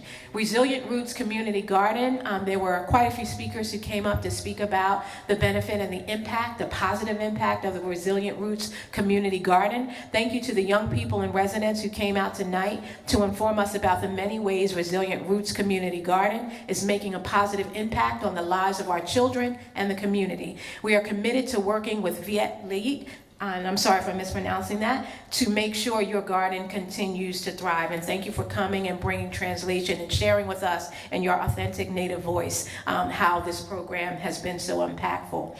Experience of candidate and educators. This was another theme that came up over the course of the evening. As a former teacher and principal, I know that there are many stresses on a classroom teacher. And I appreciate Mrs. Ferrante for reminding us of the work, the tremendous and heavy lift that our teachers that are involved in and the work that they do day in and day out to support our children and deliver excellent instruction consistently.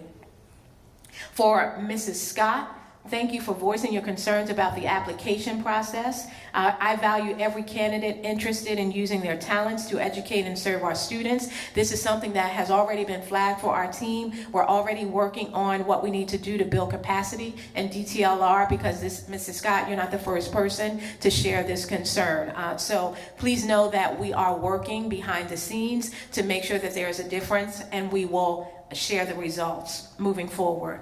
School board elections, that is a topic that definitely came up tonight, as it was expected it would.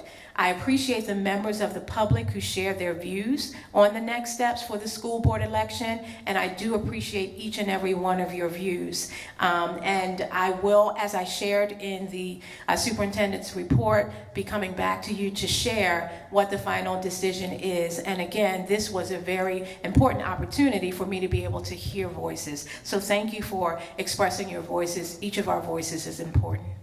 Camden High School track team, following the concerns raised last month, I spoke with the Camden High School athletic director and understand that the Camden High track team has brand new uniforms this year, and they have the equipment they need to compete. If there's a discrepancy in that, or if there's other information that I'm not being told, please let me know. But I am being told that we have everything that we need this year for our track and field champions to continue to thrive and prosper. On the day of the Penn Relays last spring, there was no bus service available to any student athletes in all of Camden County. So our coaches, we all rallied and made sure that they were reimbursed, but we had to take the public transportation because there was an issue with the Camden County Commission and the buses and the bus situation there, that we were not able to transport our students. And so I know, again, these are just some of the themes that came up. As always, if you would like to reach out to me, please know that you can do that. If I don't get back to you right away, please know that it is not because I'm just twiddling my thumbs. I am working to make sure that we do a better job at response time. So that is something that I am consistently working on, and understand that it's important for people to feel heard and to feel that their questions and concerns are being addressed.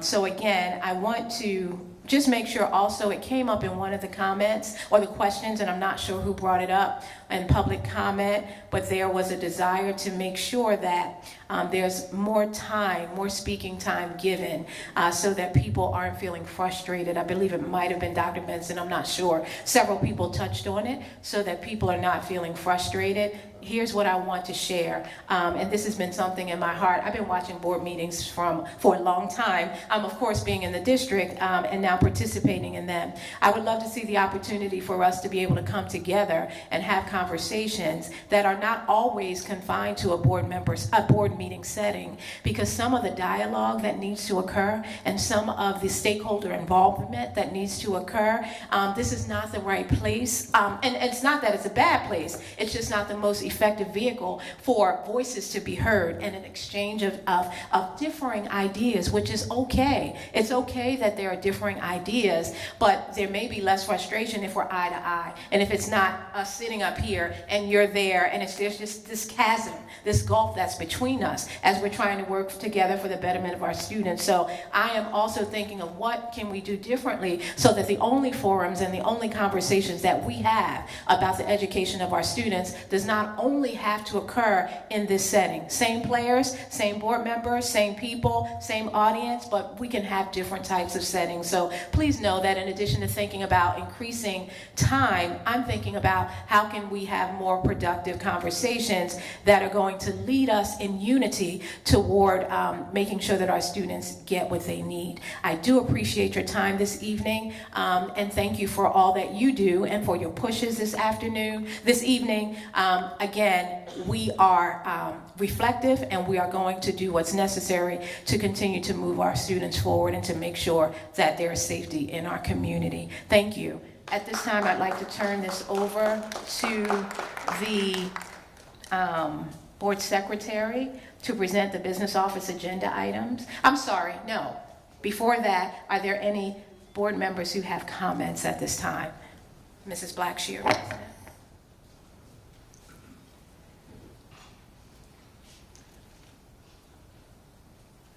You look at me the way you want to look at me, but I'm human. I've been doing this for 16 years.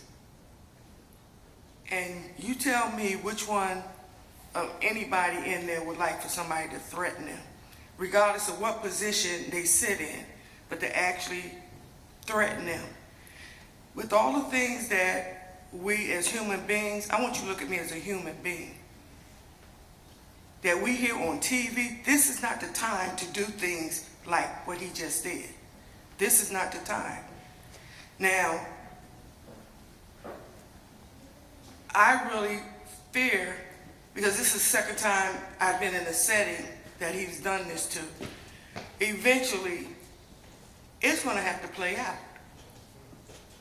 I have sons, grown sons, and do you think they're going to hear their mother being threatened? Now, I got to go home and talk to my family, because I'm a human being, and my family watched it. Yeah, I know y'all want me to go, and trust me, I have no problem. But it's not what y'all want. I live a life of spirituality. I do. I am truly blessed. I've earned my crown in life, and I will continue to do the things that I feel as though I need to do. But I just want to say, no human being ever wants to be threatened, be it jokingly, playing around, or whatever. But everybody in this audience know that he was very angry. And when you're dealing with somebody with that kind of anger, you never know what they'll do. So I'm saying ahead of time, you know, I won't be at next month's board meeting, because I'm not taking no chance. Thank you, Ms. Blackshear. So thank you everybody who came up and presented. Appreciate it. A few different things. You know, I just want people to know, just because a person doesn't, you know, speak out or argue doesn't mean that they're not fighting your fight. There's different ways, you know, that we serve, and everybody has different styles. So, you know, you can share something, and it might be a silent fight. It's about how it gets done. So, you know, if you have any questions, you know, please reach out to the board members. Please reach out to myself. Again, it doesn't have to just wait until a board meeting. You know, we can't always resolve everything, but I'm gonna continue to push that collaboratively. You know, I think all things are definitely possible. And the young lady spoke earlier, you know, how we represent ourselves is very important, because our young adults follow our lead. It's understood that a lot of people are angry for different reasons, but just sitting up here on the board for the past few months, we have to be mindful and be careful that, you know, we don't just offend or come against everybody, especially the people that's fighting on your behalf too. You know, so everybody is not an enemy, and we do so much competing, you know, with one another that I don't think we're effective ever as much as we can be. It's not about a like thing, it's about respect and really serving the best interests of our young adults. It doesn't mean that accountability is not necessary, because accountability is key across the board.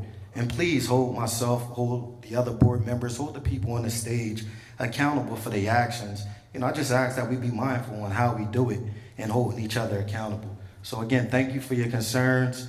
Thank you for coming out to support. I would love to see all these seats filled.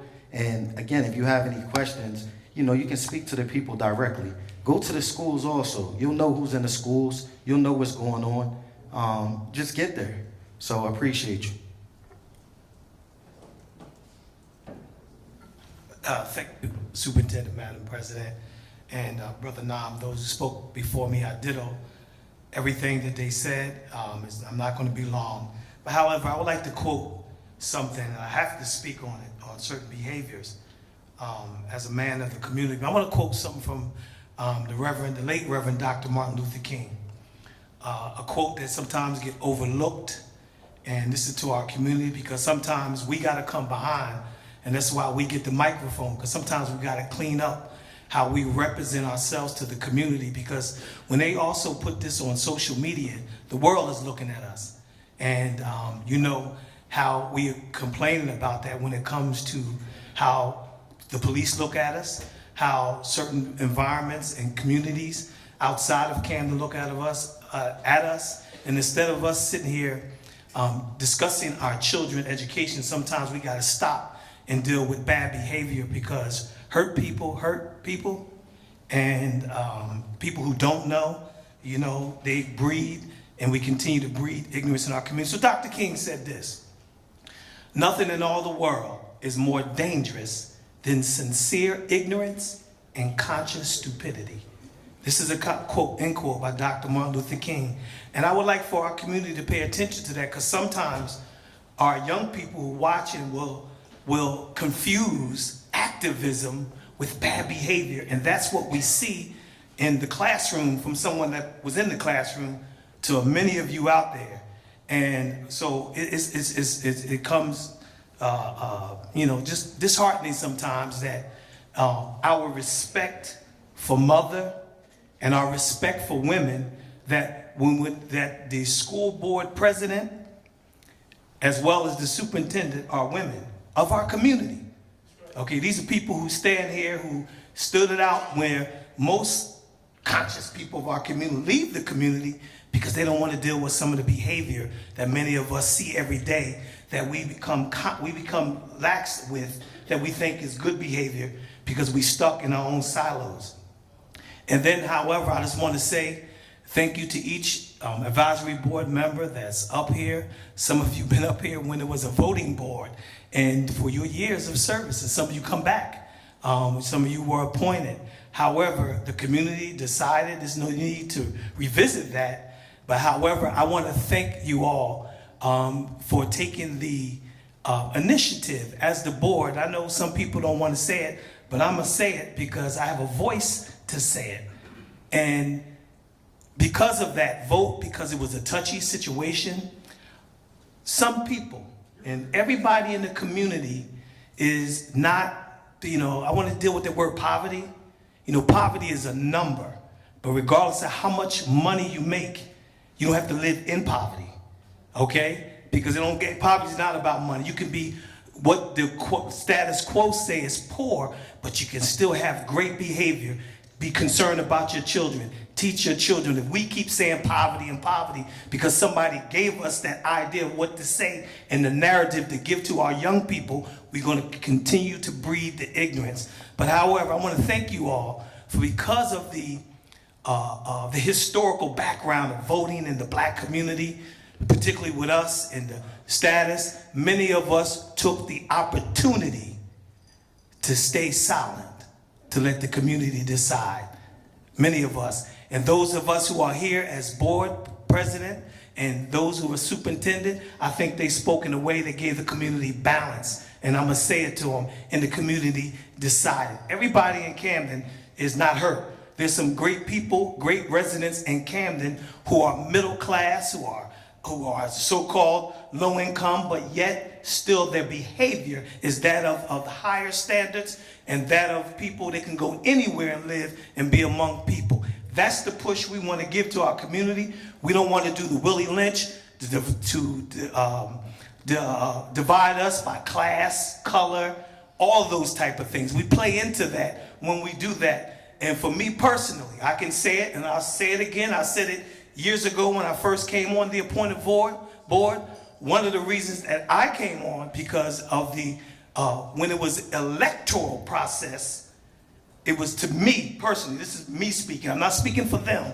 When it was elected board, we seen things happen in certain ways. So when I felt as though when it was an advisory board by the mayor's office that I can get on board and make an impact with what's going on in the classroom, in the community.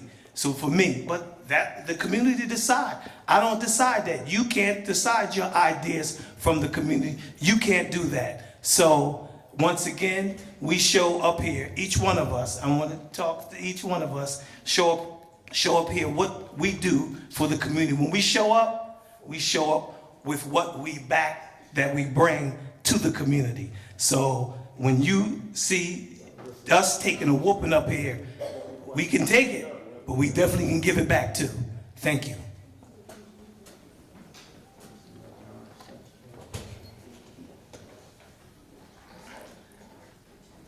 I would just like to say to the community that what took place at the voting polls was major. There was a strong message that was sent. I'm an elected board member for 3 terms and appointed for 2 terms. I am who I am because of who I belong to. I will speak and I will respond according to who I am. I don't have the right to tell you who to vote for, who not to vote for. That is your conscience, and that's what I would tell you to do. But as we would say, how many people did we lose in the battle of trying to get the right to vote? But that's a personal choice that each one of you had to make, whether it's us sitting at this table or you in the audience. The bottom line, when you went into the voting booth, you made a decision. I don't need to know who you voted for. It's not my responsibility to know. This is personal for each and every one of us. I believe in justice. I believe that our children deserve better than what we're giving them right now. I definitely know that there's money coming into this district that should be taking care of all of their needs.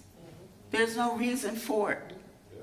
There's no reason for us to hear the stories that we're continuing to hear year after year. But I believe that with Ms. Katrina McCombs sitting at the helm and the rest of us coming together to work together, and I need, first of all, the board has to work with Ms. Katrina McCombs. And that can't happen until we have meetings, amongst ourselves to be able to talk things through. Sometimes we sit here and we're hearing things for the first time. This isn't what a board functions like. I'm just here. And it doesn't matter. I've got 2 more years. I don't have to have an office. That's not what it's about. It's about our children. I've been doing this for 21 years. I go to meetings. I cover it within this district, within the state, within the region, and on a national level. The school district doesn't have to pay for me as I travel. I'm a part of the national organization and on the steering committee. They pay for me. But I say this to you. Your children are our children. And it's our responsibility to put things in the curriculum that's going to make sure that they can continue and they have lives that can give them a livelihood for not only them, but for families that they will have down the line. It's our responsibility. Whether it's through the Perkins grants, the Title I, II, and III money, any other funding that's coming into this district, we better make sure that we're using it and using it properly. Because I can tell you this, with the president that we have, he could care less about any of us. The reality is, when they come back and they want to see what we're doing with that money, if it's not being used properly, don't think that they won't take it. They will. So I pray that all of us will begin to humble ourselves, say what we have to say in a decent way and manner of respect, because there is no reason for our superintendent, our president, or anyone sitting at this table to be spoken to by someone the way it has happened. It's happened more than once. It's happened on days that has nothing to do with a school board member. I've seen it. And like Ms. Casson said, we just never know when that person will really erupt and maybe do something to harm someone in this district. We're better than that. And when we show this on Channel 19, people throughout the state of New Jersey are looking at us. That's why I said no matter what it is that we need to talk about, we don't have to come the way that it comes because it looks like we're incapable of handling our own business. That's how we got put in the situation we're in today. So we've got to work together. We need to come together, get our committees together. So some of the things that they're talking about there, we know needs to happen. But we've got to do it amongst ourselves before we can even take care of and bring you in to be a part of it.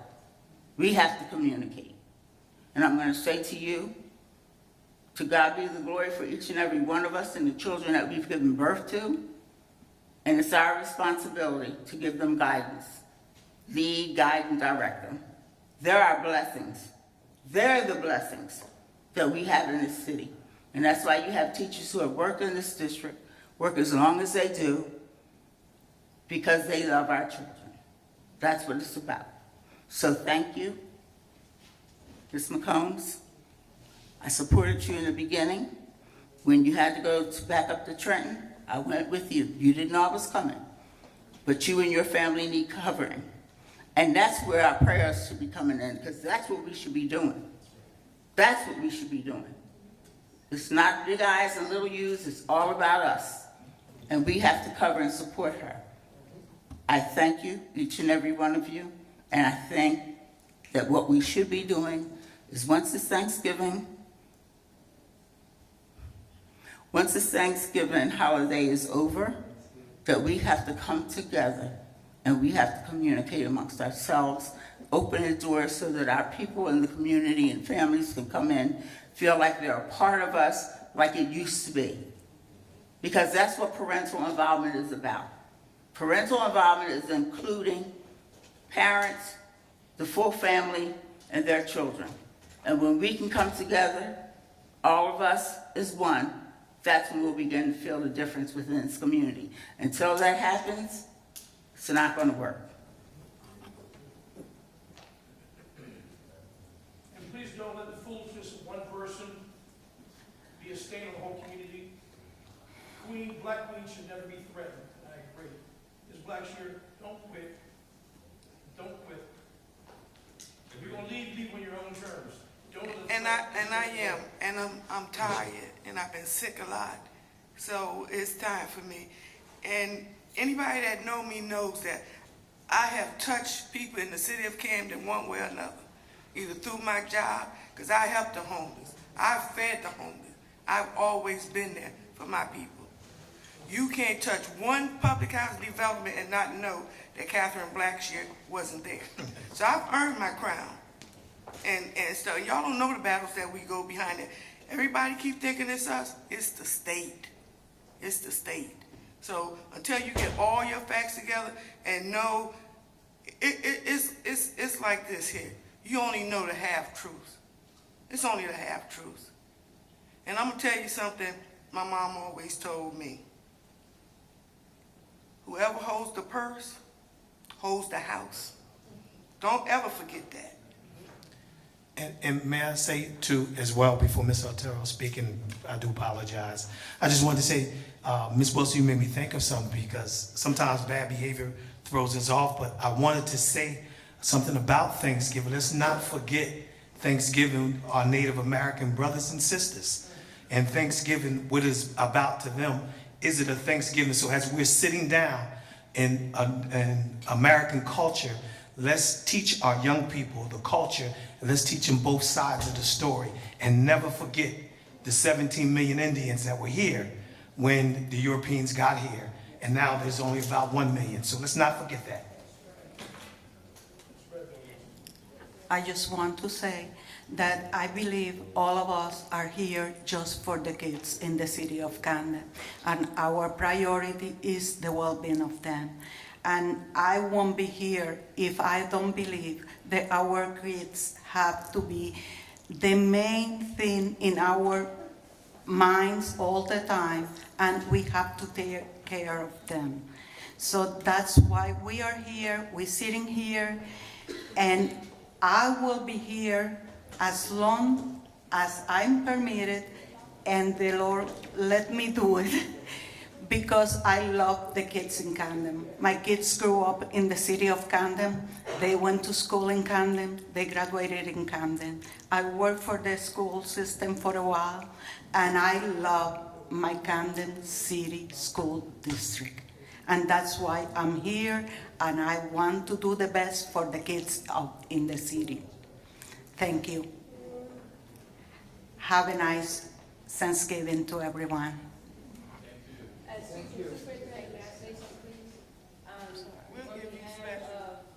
We'll give you special privilege because you're a council person. I just would like to say my deepest apology to the board. I know each and every one of you personally, and I know where your heart is at when it comes to our community, our families, and our children. To witness the display that I witnessed this evening, my humble apologies to each and every you on behalf of our Mayor Francisco Frick Moran and City Council, because we do not operate in that manner. We always operate in decency and order, and what took place tonight was out of order. So please, as your council person, please accept my deepest apology, and I hope, and I will assure you this, that will never happen again. Ms. Blackshear, I love you. Katrina, I know you have the best interests at heart. God placed you there for a reason. You have a purpose. You have a purpose, and I stand with you in total agreement as we move our education system forward in a manner that is just for our children. So to each and every one of you, may God continue to bless you, and happy holidays. That's good, but Gary needs to apologize. He will.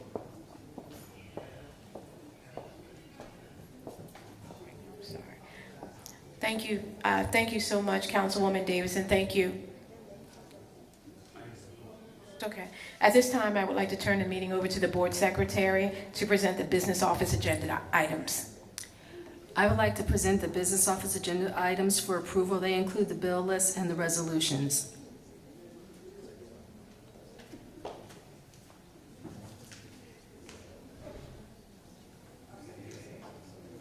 Does any board members have any questions? No. No. So and so let me just say this before I read this last statement. I'm good. I wear a lot of it on my face. Please know that I'm equipped for this. I am as it may not look like it on the outside, but on the inside, I know that before there's any breakthrough, there has to be adversity. And so we're interceding for our young people every single day, and not only in prayer, but in our actions. So I don't know what I look like on my face here, but please know I'm good. I can handle it. I'm not weak. I do have vulnerabilities, but I'm a human being as well. But our children deserve it. And if I have to be put on the front line because I'm standing in the gap for the young people of this city, the same education system that afforded me the opportunities to move forward and go to Lehigh University, Columbia University, Rutgers University, wherever I wanted to go, it's okay, because we want them to do even greater than we've done. So just know that I'm good. I want it on record that I'm good. I want you to know that I am not a yeller and a screamer, but my resolve is stronger than it's ever been right now, because where there's a battle, that means that there's a breakthrough that's getting ready to come for our young people. So we're moving forward. It's all good, and we're going to work it out. So now, in accordance with the powers vested in the State District Superintendent under Title 18A, I hereby approve today's superintendent's agenda items and business office agenda items. At this time, I call for a motion to adjourn the meeting. Motion to adjourn. A second. A motion to adjourn the meeting was called by Ms. Wilson. It was seconded by Mr. Muhammad. All in favor say yay. Yay. Any opposed? The meeting is now adjourned.